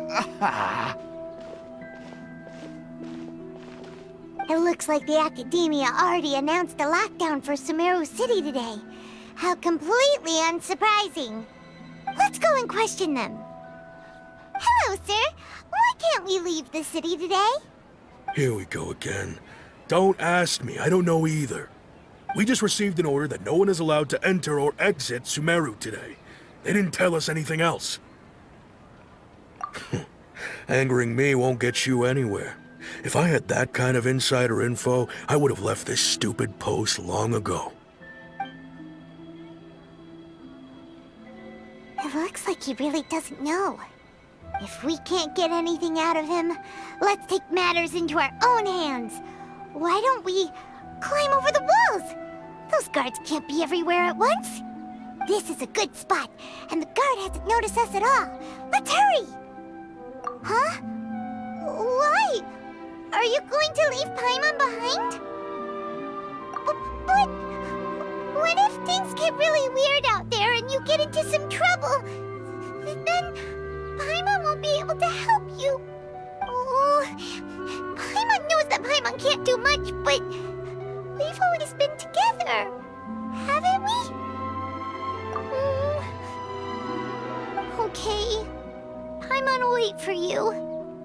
Promise Paimon that you'll come back as soon as possible. Just a quick look. And please, be careful.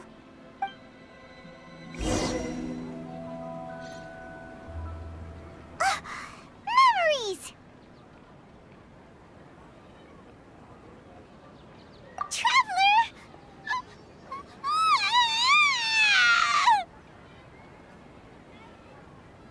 Paimon thought Paimon would never see you again. You just disappeared. Paimon waited for you for hours and hours at the city wall and you never came back. You promised Paimon that you were only taking a quick look. Paimon, calm down. He's here now. I don't think he understood what you were saying. Paimon doesn't care. Paimon wanted to go look for you, but you also said that Paimon should stay. Paimon was so worried and so scared the entire day.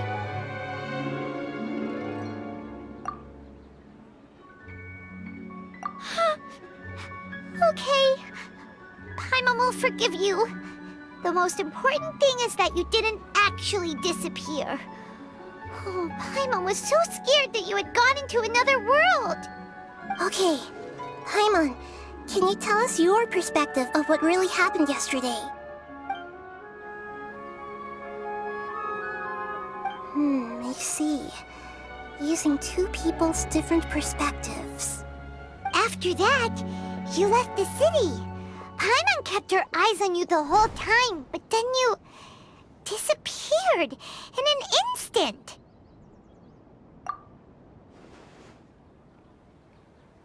No way! Paimon was watching you with the fullest attention. What's your perspective, Traveler? You sure you don't have any memory of this? I guess that explains everything. You also lost your memories the last 2 times you tried to leave the city. Those days' memories can't be awoken. So, if we leave the city, our memories will be completely erased? It really sounds like something big outside of the city is being hidden on purpose. But this way, we'll also never discover what's outside. Something like a message? But how can we send it back? Don't look at me like that. I'm not used to being stared at. Well... Okay. You want something that can pass on messages, right? Give me some time and take care of Dunyar's out for me. Yep, now we're talking.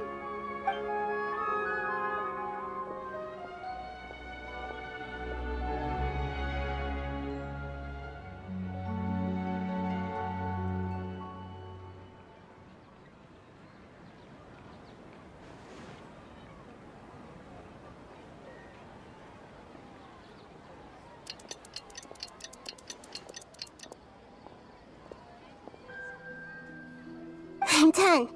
Here you go. What? Isn't this just an Akasha terminal? He made some little changes. Akasha terminals are already capable of sending messages. I just tweaked it so that it can connect to any node.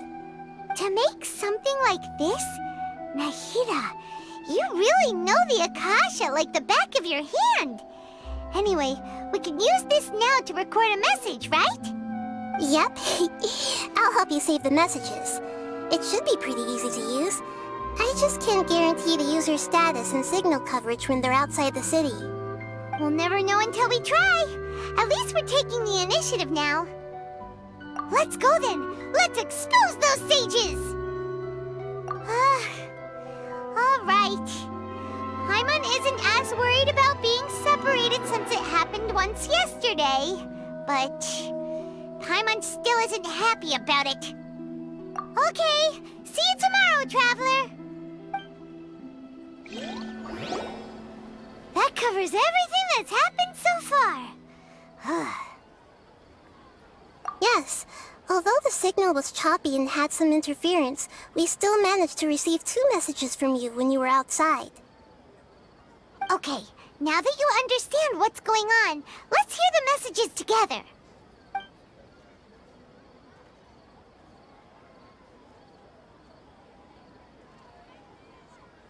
Can't go back. There are countless spaces here. Our Sabzeruz Festival in Sumeru City is just one of them. I've entered another space. Before me are flowing sandstone and howling fish. Impossible and surreal sights. All these spaces are empty except for the occasional ones that contain mute puppets rather than people. I can't sense any human presence.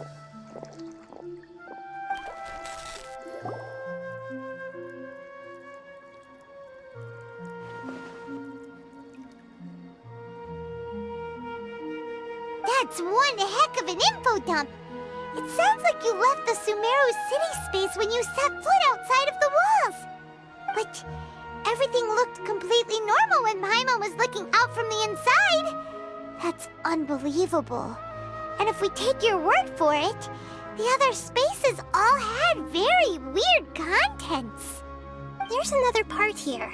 We only received it last night.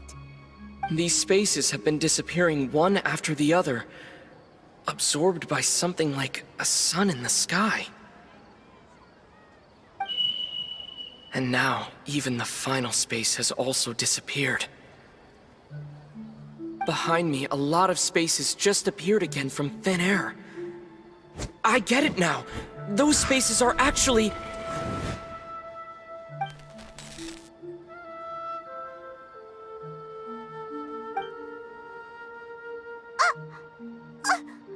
Why did the message end right there? What did the Traveler want to say? What are those spaces? Probably because yesterday just happened to end at that moment. Oh, right. Paimon did hear a beep from the Akasha. Did it come from here or from the message? The message. It should have come from the Traveler's Akasha terminal.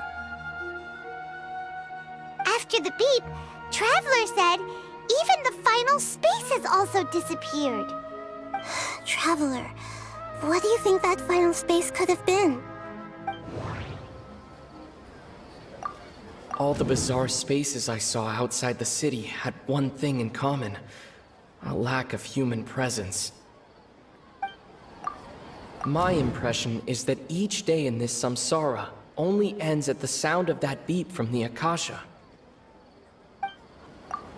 Was that space actually the real world? But wouldn't a real space just randomly disappearing like that be catastrophic? That doesn't sound right. Oh, so that's what it is! After the sound of the beep, the final space, the Sabzeruz Festival, also disappears, and we're taken to the next day.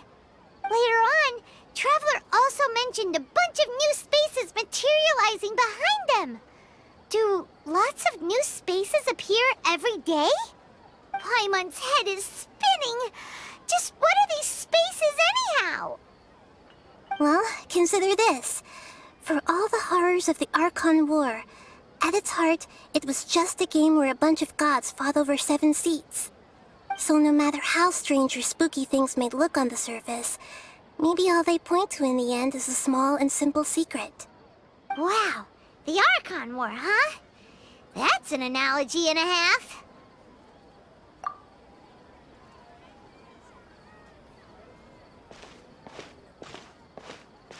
Hey, where are you going?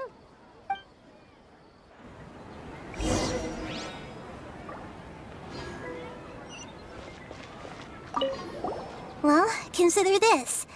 For all the horrors of the Archon War, at its heart, it was just a game where a bunch of gods fought over 7 seats. So no matter how strange or spooky things may look on the surface, maybe all they point to in the end is a small and simple secret.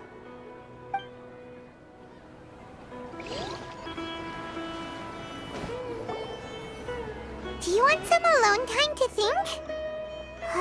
Alright then, Paimon won't disturb you.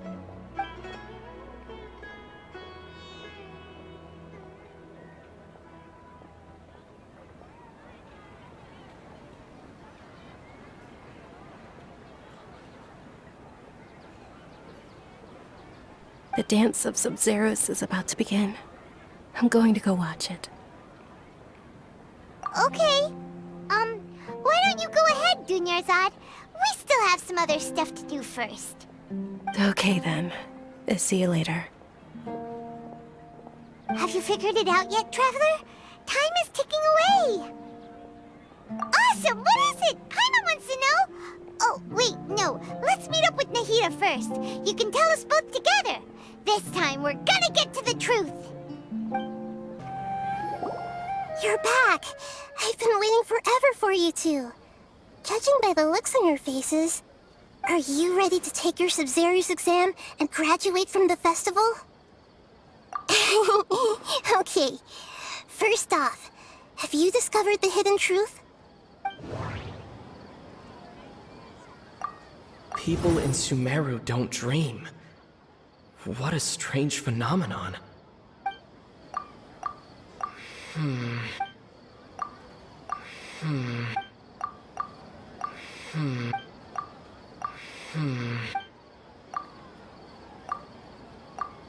Okay, Nahida said the We've already all the bizarre spaces I saw outside the city had one thing in common. A lack of human presence.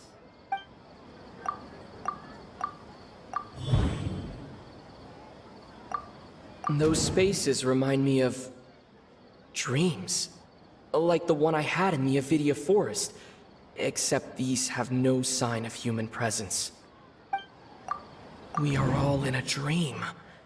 It isn't that the people of Sumeru don't dream. Rather, the Akasha is taking their dreams from them.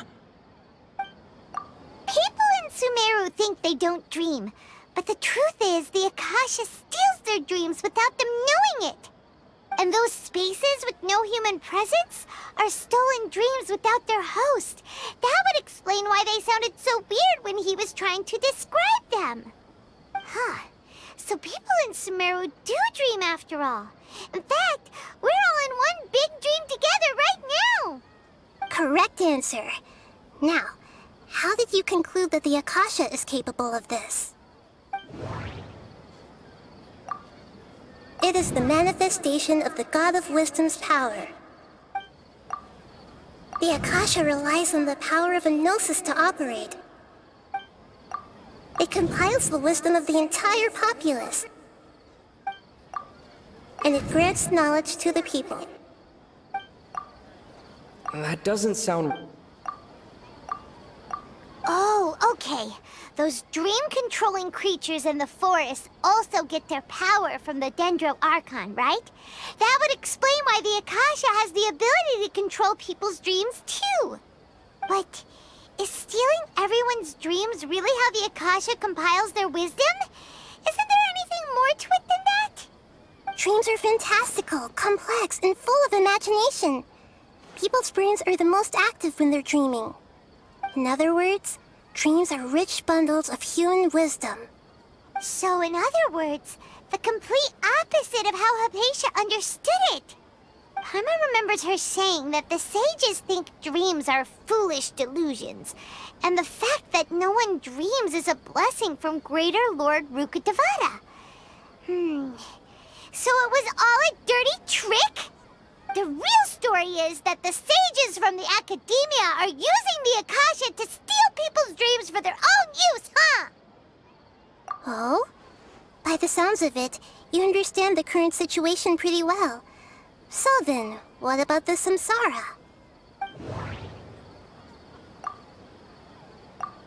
The Grand Sage said, those spaces kept disappearing before my eyes. But as soon as that beep sounded, many more spaces materialized. Those dreamscapes kept vanishing, but as soon as that beep sounded, more new spaces appeared. That doesn't sound right.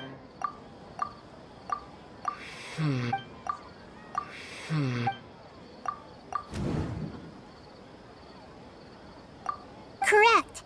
The Akasha is keeping each person's brain in a constant dream state, but also separating their consciousness from their own dream. Their disembodied consciousness is placed inside the collective dream of the Sabzeruz Festival along with everyone else's, while their now vacant dreams are harvested by the Akasha. No one is any the wiser as another day passes in the dream, and so begins another samsara cycle. People wake up to yet another dream about the Sabzeruz Festival. The dreams that belong to them are once again harvested by the Akasha, and so it continues. So, this is like a dream factory, and the Akasha is a dream harvesting machine. Did Paimon get that analogy right? Very good, Paimon. Using analogies well is an excellent habit to get into. Okay, so that beep we keep hearing is actually from our real-life Akasha terminals. Taking off our terminals in this dream doesn't do anything. Alright, last question. Who am I?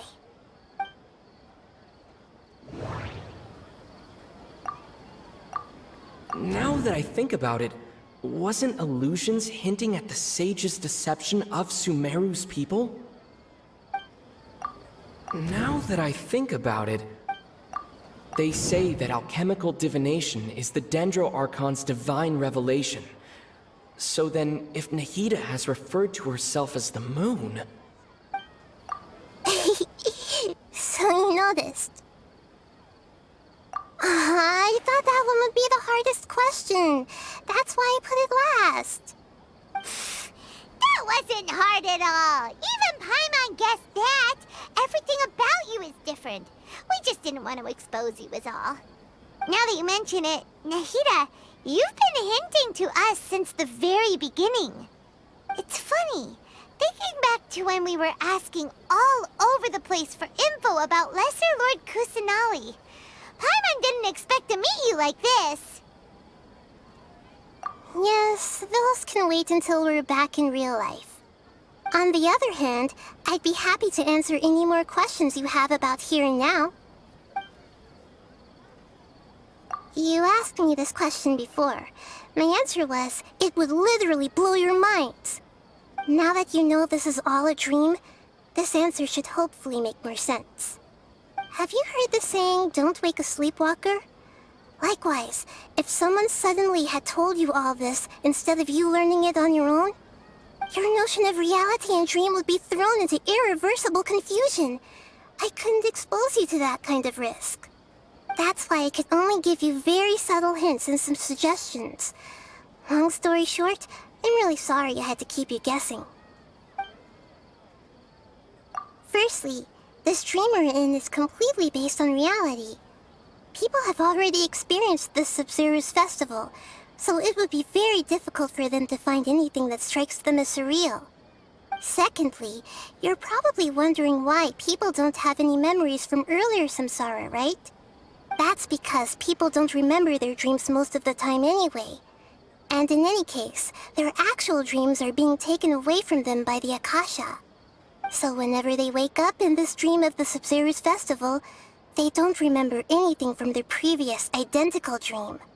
That reminds Paimon.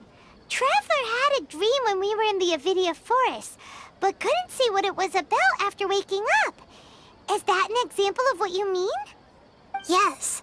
Only after receiving the blessing of Dendril can a person gain the Dendril element's dream-enhancing power. That explains the feelings of Deja Vu. Meanwhile, everyone else has no idea that they are in the Sabzeruz Festival Samsara, while their dreams are stolen from them over and over again. Can humans really keep dreaming forever like this? Will it ever end? And if so, when? You might say your mental fatigue has already answered this question. Eventually, there's only so much that people can tolerate. Especially those whose health is compromised to begin with, like Dunyarzad. This relentless exploitation takes an even harder toll on them. People's lives are at stake here, and nobody knows a thing! We've got to put a stop to this! I know, right?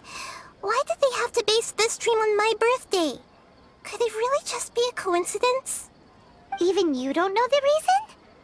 Wow, now that's strange.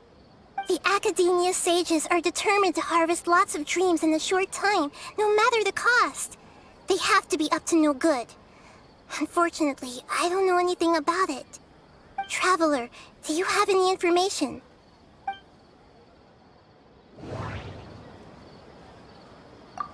The Grand Sage said, "Go celebrate the birth of that god to your heart's content." Did he mean something more? Celebrate the birth of that god? Could it mean... deceiving the people of Sumeru with no regard for their safety? No matter what they're trying to do, this is unforgivable. After we end the Sabzeruz Festival Samsara, we have to look into them. How can the sages of the Academia do this behind their Archon's back? This is ridiculous! In the end, I'm just the moon. The real sun is long gone.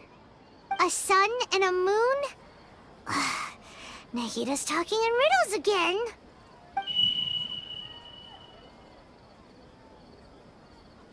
Oh, we're out of time today! I'll tell you how to break free of the Samsara tomorrow. See you then.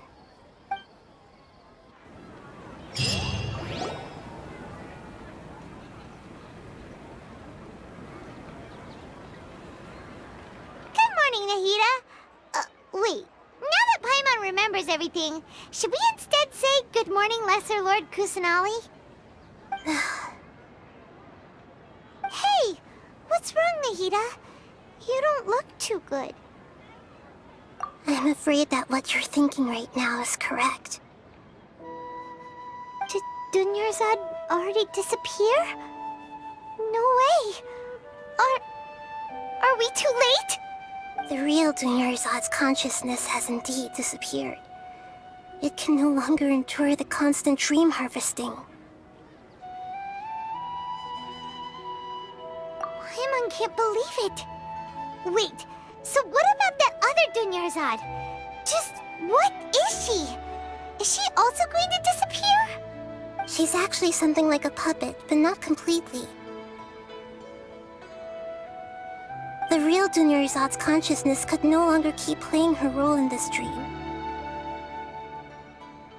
So another Dunyarzad appeared to replace her in the dream. Just like the grass and the trees, that Dunyarzad is just a building block of the dream that helps to keep it going. But personality-wise, she's nothing like the real Dunyarzad. Puppets are stiff, and can't copy a living person's vitality. After all, they're just there as filler. You know, speaking of which, the old Dunyarzad might not have been too different from a puppet. Dunyarzad truly believed that she met you within her consciousness, and it was you who inspired her. So you do remember her after all. Yes. Back then, her family was overly protective of her. No one cared about her personality or thoughts. It was as if she only lived to stall her Elazar. I just gave her a little wisdom so she could look at life in a new way. So that she could be her own person. But even so, she's still... far from it. I'm still a long way off from being a real Archon. I couldn't even save her. If I were a competent Archon, I wouldn't have let my most faithful follower die at the Sabzeruz Festival with so many regrets. Please don't beat yourself up over it, Nahida. It's the sage's fault, and theirs alone. I'm not beating myself up. All I did was to rationally observe the distance between myself and a real Archon. Don't be like that, Nahida. Even real Archons are still allowed to be sad.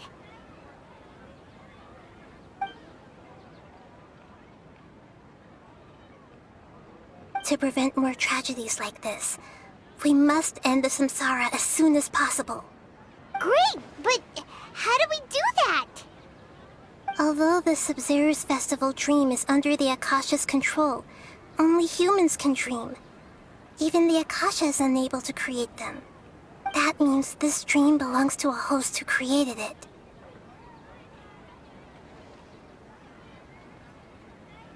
Huh? So, how should we find that person? Well, if this is someone's dream, then everything here must come from deep within their consciousness. Which means, with the power of imagination, they can change anything in this dream. Imagination? What do you mean by that? Imagination means breaking through what you perceive as normal. Like when a server at a tavern brings a plate to you, you'd naturally assume that food is on it. However, if you're the dream's host and you become aware that you're dreaming, when you imagine gold and more on the plate, the dream will respond in kind, and the server really will bring you gold and mora.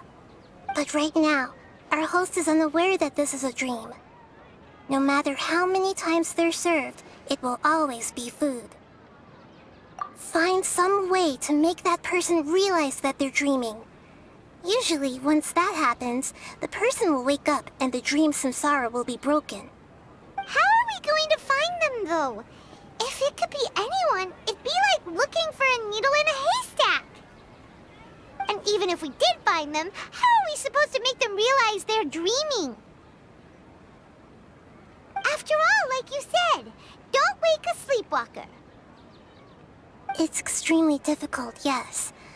But the only ones who can do it are you two. Remember, everything you've achieved up to this point has all been for the sake of finding the host and ending the samsara. As for me, during this time, I'll be out of town. Out of town? Are you going to that place full of dreams where the Traveler went? Yes. I want to try something.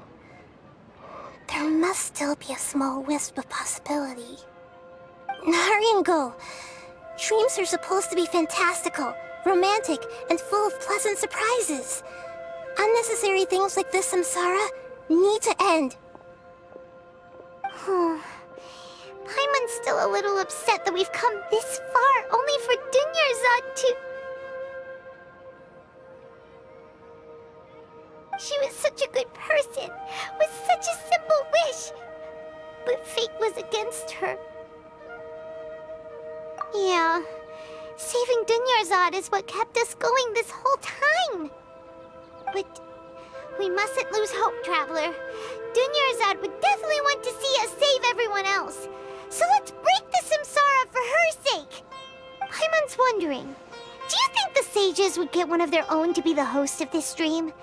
Feels like it would be easier to control it that way, no?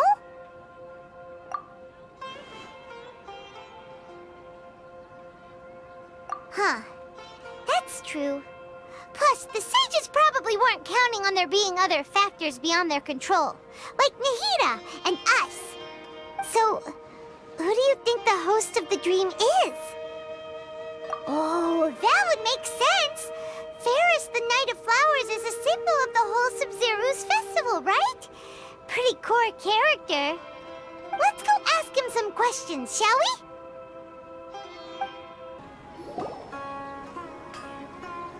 we? You're back. You left in a hurry last time. Is everything okay? Everything's fine, just, it's a little hard to explain.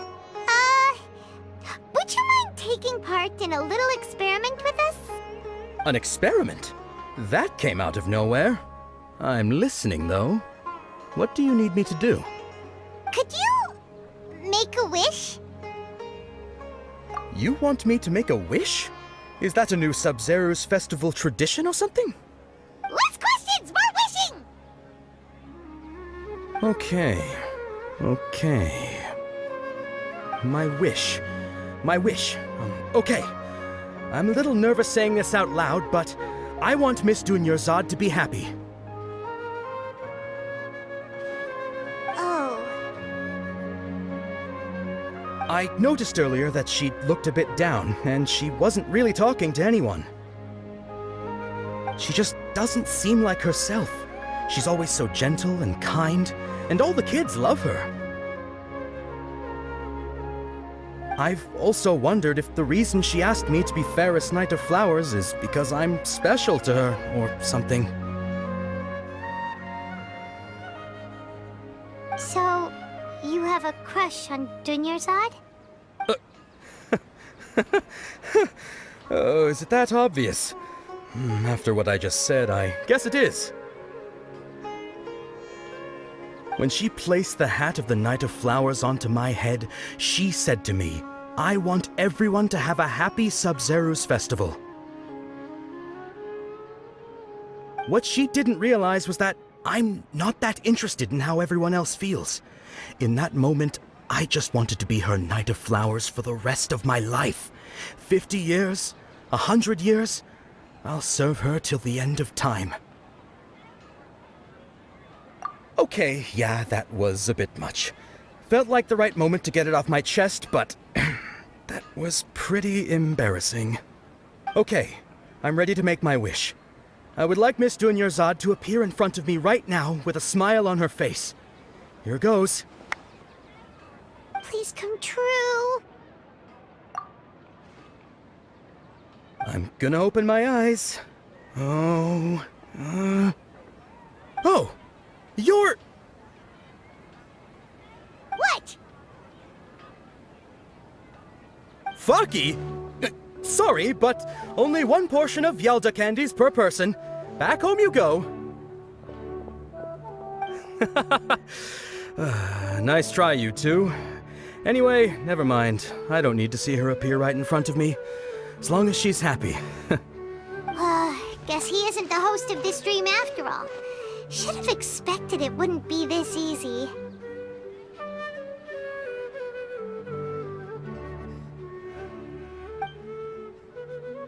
It seems like everyone who knows Dunyarzad loves her, but none of them has any idea that she... My lady, step back. That sounds like Dia! Oh, right. This is when Dunyarzad bumps into the kidnappers. Huh? But Dia can handle them. Hey, traveler!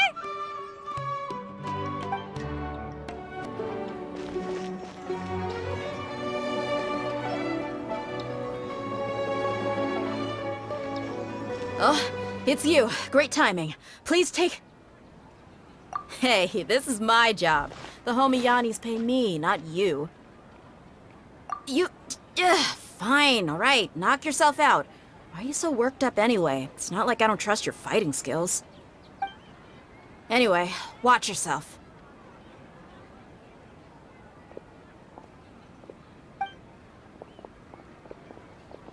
So you got yourself some backup.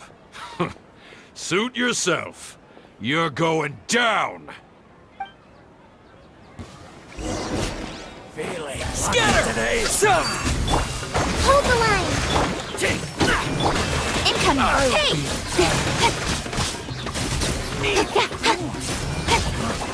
You want this? Speed of light!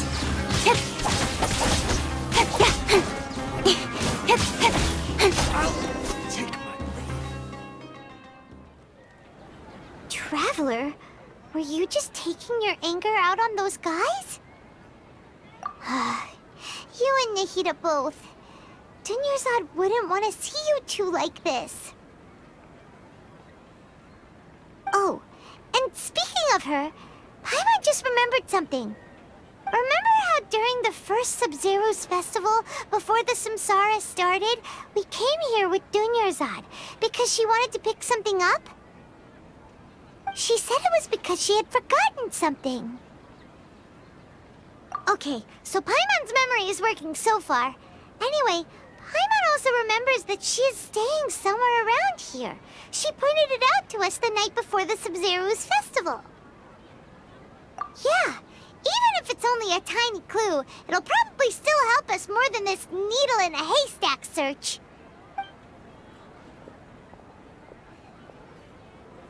This is the place! It's rude to enter other people's spaces without permission, but desperate times call for desperate measures! Hey! The windows are unlocked! Okay, Paimon's gonna take a peek inside.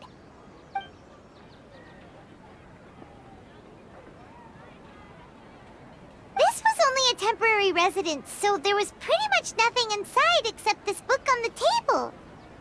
Should we open it?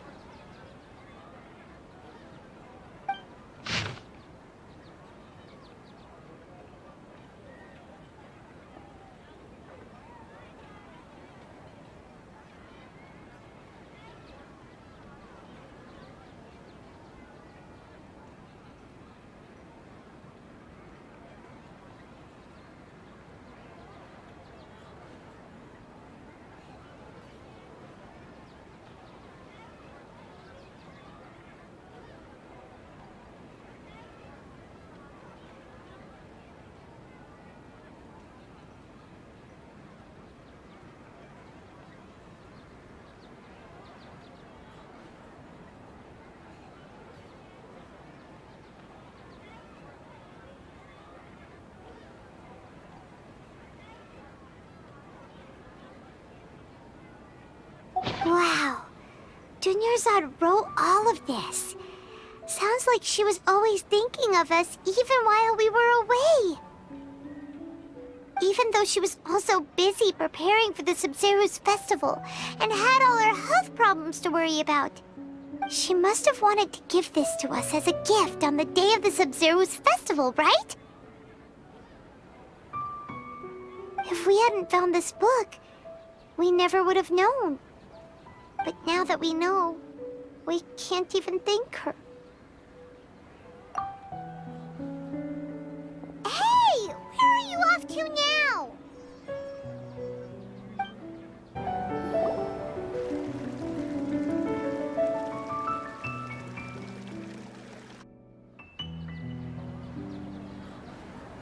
It's Dunyarzad's puppet.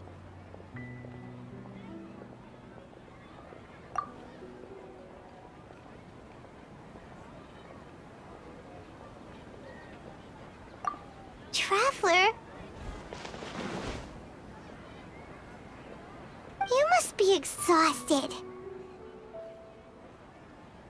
Come to think of it, we've been stuck in this place for a really, really long time.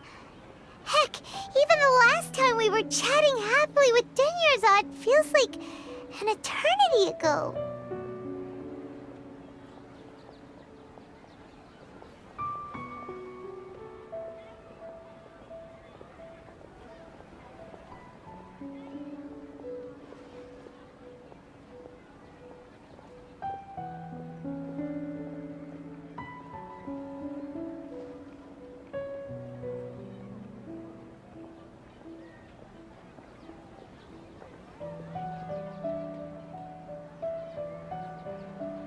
Paimon still remembers when we were sitting here, and the way her eyes sparkled when she talked about Nilu's Dance of Sabzeruz.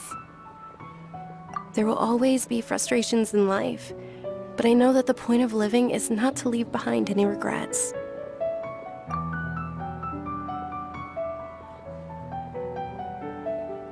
That was what the real Dunyarzad said, wasn't it? Does that mean...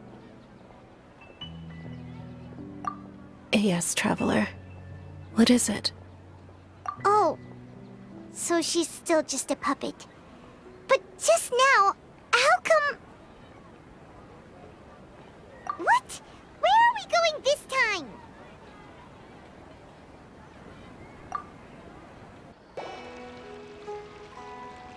If you continue to resist, we will have to order an investigation into every single event organizer. The Grand Sage has already granted you much leniency. I advise that you exercise tact. How did things turn out like this?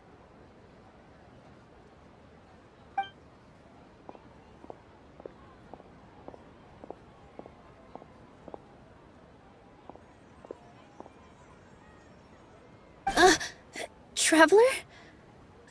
You don't have to get involved. He's a sage from the Academia. I don't want to drag you into this. Traveler? Traveler? What the heck are you doing? If you get arrested by the Academia, that's another day gone to waste!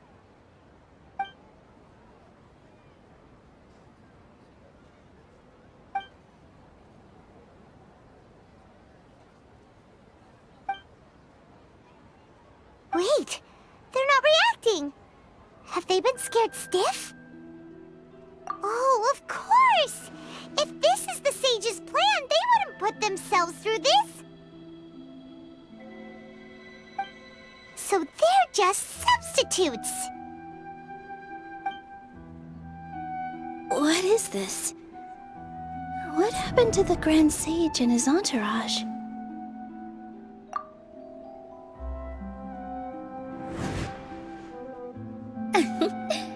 Like I said, they symbolize the goddess of flowers. It's just a shame that all the real Padisaras went extinct after her death.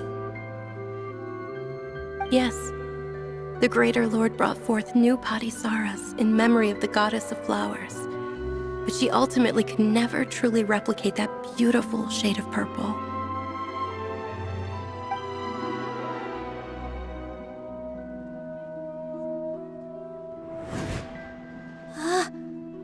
Beautiful shade of purple. Aren't these flowers real Padisaras? Just like the ones from the legend? I didn't even notice.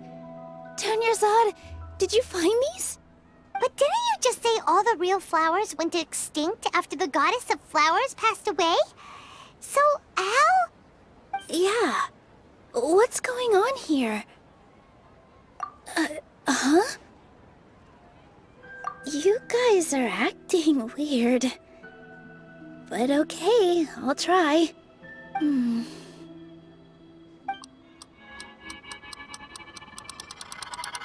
Hey!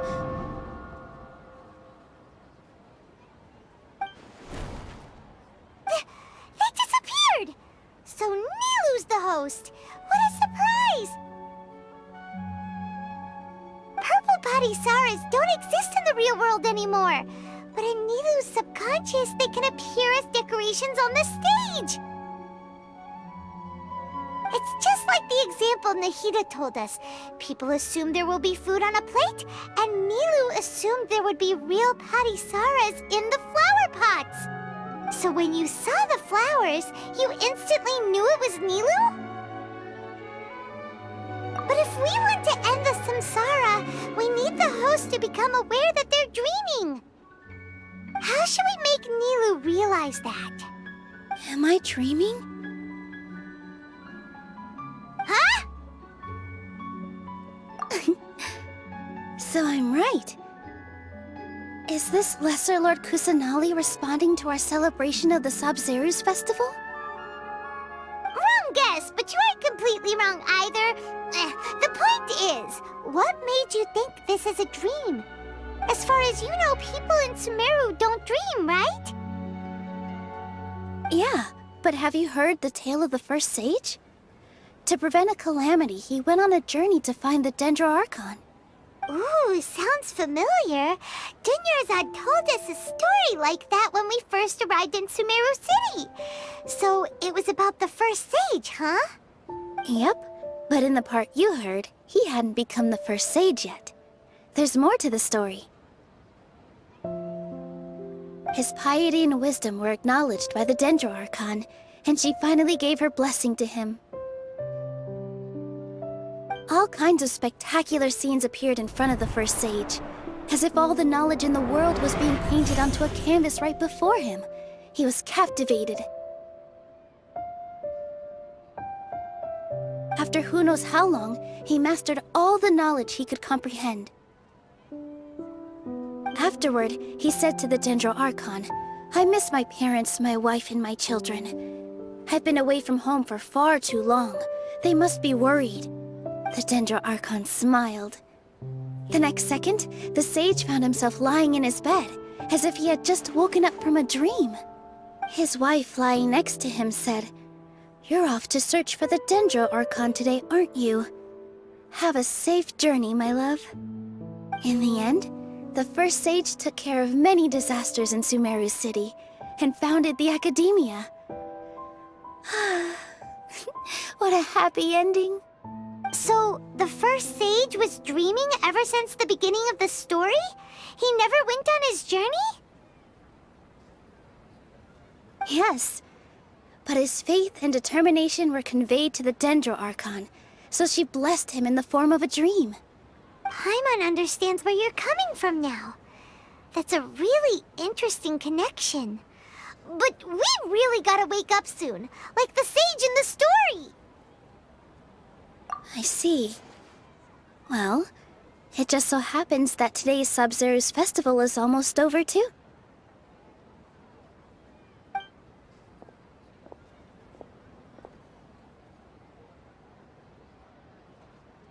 Since we're in a dream, let's make this final dance of Sabzeruz as beautiful as we can.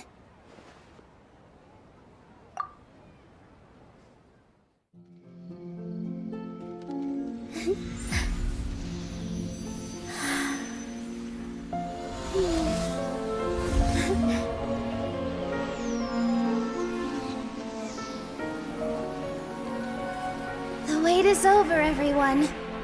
I dedicate this to our god, the Dance of Sabzeruz.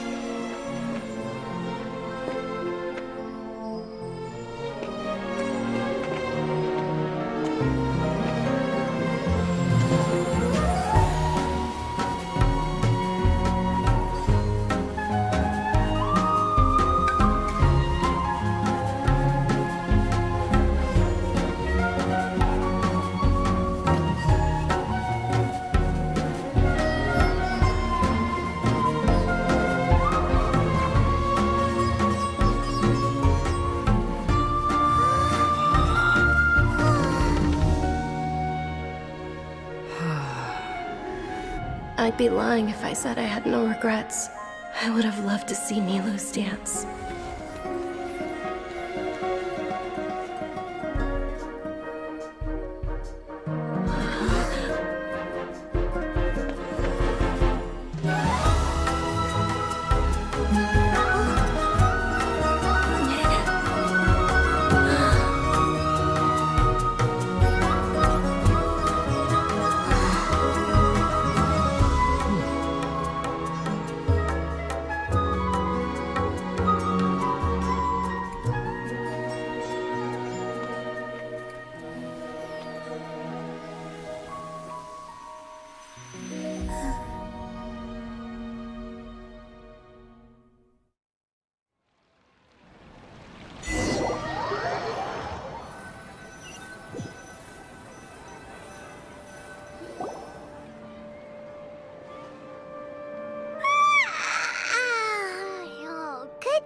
Traveler.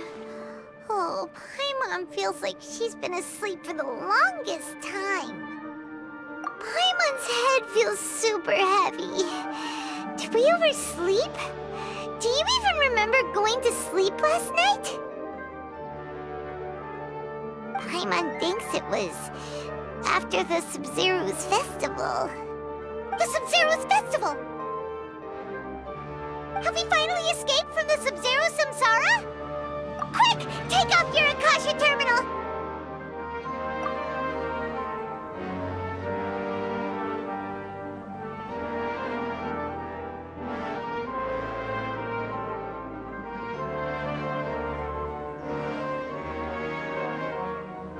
She's not in her room.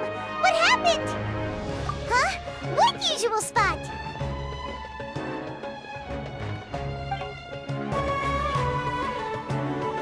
Well done, Traveler and Paimon. And thank you, Dunyarzad, for organizing the Sabzeruz Festival for me. I'm sorry, who are... Dunyarzad! You're okay! Oh, don't scare us like that! Oh, Traveler Paimon. I have something amazing to tell you. I just had a dream, and I saw Nilou performing the dance of Sabzeruz.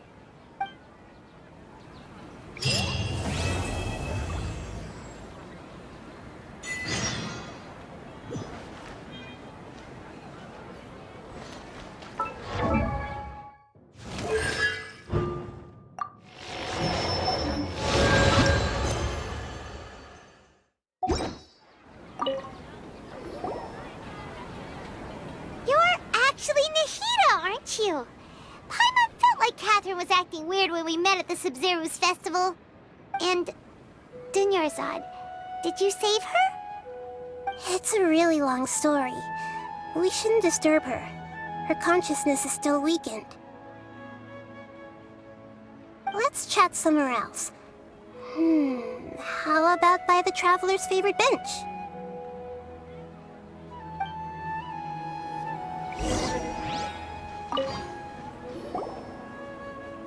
What's going on? Why are you two so excited to see me? Hasn't it only been a night? It's actually been much longer than that. Oh? Strange. Was I really asleep that long? No wonder I have such a headache.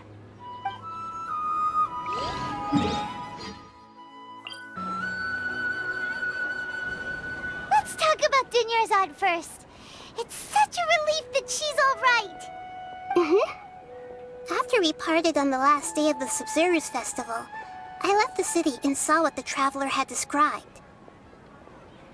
Among the countless dreams, I found one that was growing fainter and fainter. This proved my suspicion. Once Dunyarzad could no longer bear the Akasha harvesting her dreams, her consciousness began to dissipate. But this also meant it escaped the Akasha's control. Such a small fragment of consciousness can't last for very long, though. It will return to its original dream, where both will gradually fade until they completely disappear. I used all the power I had to keep her dying dream alive as long as possible, but it still wouldn't have lasted for much longer if it hadn't been for you two breaking the samsara. So it looks like we did manage to save Dunyarzad in the end. And not a moment too soon. Huh? Why are you two smiling so happily? I thought you'd be so moved that you'd start crying. I need to spend more time observing human emotions. Both are fine. Everyone reacts differently. All right. You two must have a lot of other questions for me, right? After all, you saved my faithful believer. As your reward, I will answer any and all questions. At the Avidia Forest, there was this incense that made the Traveler fall unconscious and dream of a huge tree and a red sky. You also heard someone's voice, right? It said world and forget me. Yeah, so you do know! We've been wanting to ask you what that was about, and if the red sky was related to Khaenri'ah. It seems like the Traveler established a connection to Irminsul. That was a message left by Greater Lord Rukkhadevata's residual consciousness in Irminsul. Perhaps her last memory before she died. As you two probably know, Greater Lord Rukkhadevata disappeared after the disaster in Khaenri'ah. The timings of these events do line up, so your suspicions are reasonable. A message from Greater Lord Rukkhadevata? We thought it was from the Scarlet King. The Scarlet King? That god who died even longer ago? Some present-day desert dwellers still worship him. You probably just heard some of their conspiracies. Okay, so what does the message mean?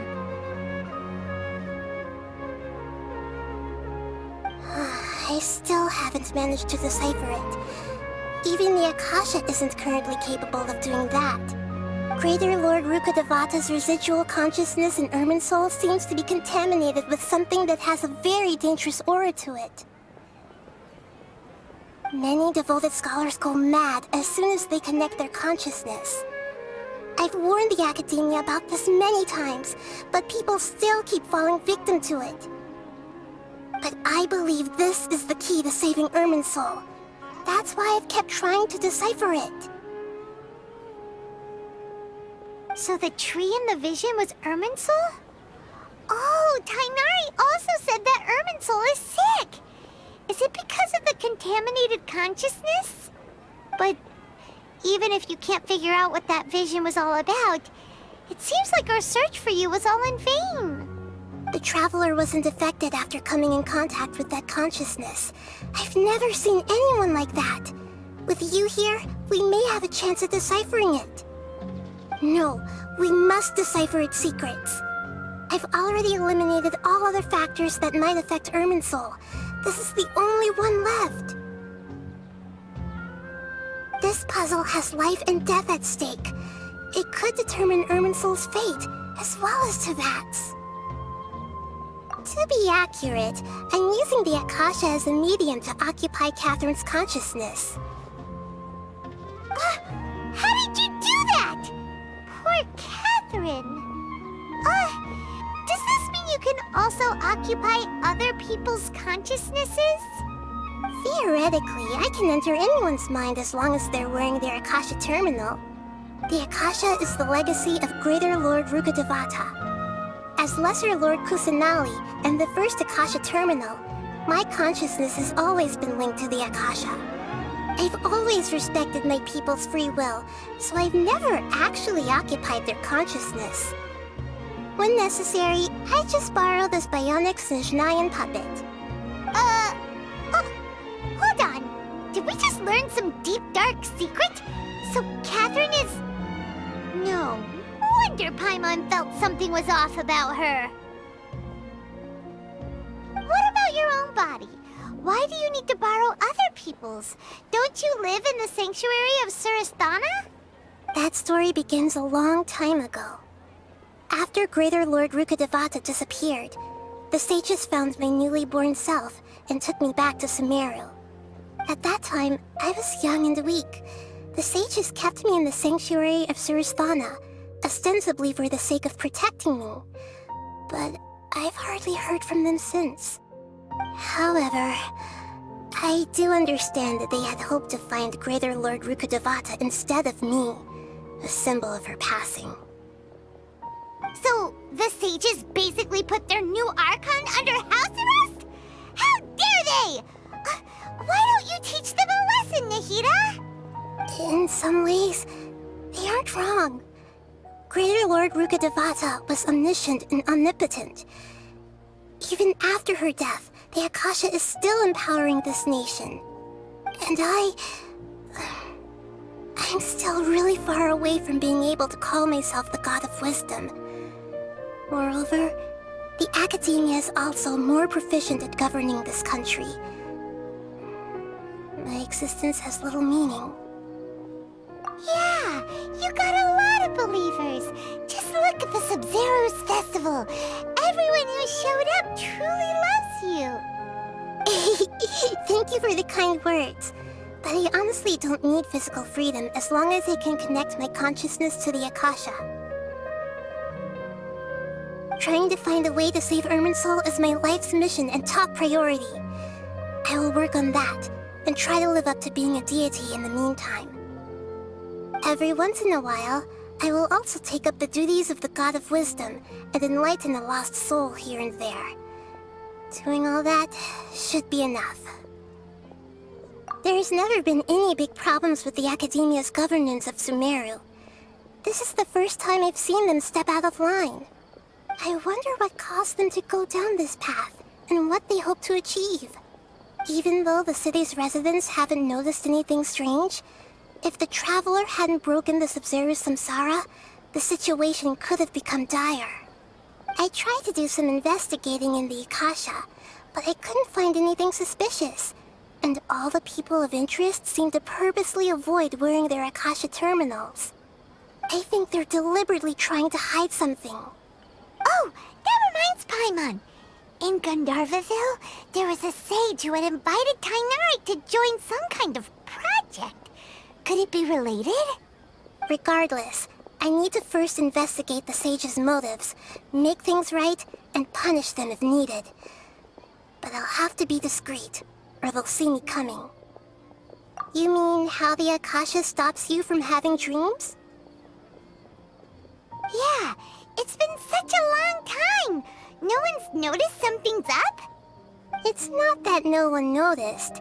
It's more like no one cared. Ultimately, it's all rooted in the sage's misdirection. Misdirection?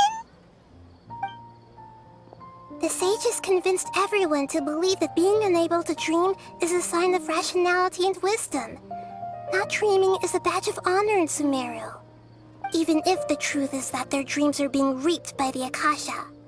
With their propaganda in place, the sages can maximize their use of the Akasha to facilitate their research. Besides, Greater Lord Rukkhadevata must have created the Akasha in the hopes that it could be used to its full potential. That's why I've never come out strongly against this. Anyway, the perspective advocated by the sages drowned out any voices of doubt. By now, even those who never use Akasha terminals find it too shameful and embarrassing to talk about their dreams. Got it! I hope my answers were satisfactory, seekers of knowledge. To be honest, maintaining Dunyarzad's fading dream took a lot of mental energy.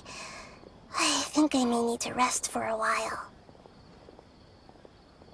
Oh, and you don't need to worry too much about the sage's activities for now. The Akasha won't be able to conduct another project on the scale of the Sabzeruz Samsara in the immediate future. Go and get some sleep. Leave everything to us. What a relief. This is truly the most exhausting birthday I've ever had. Traveler? Paimon? Why am I here? Do either of you know?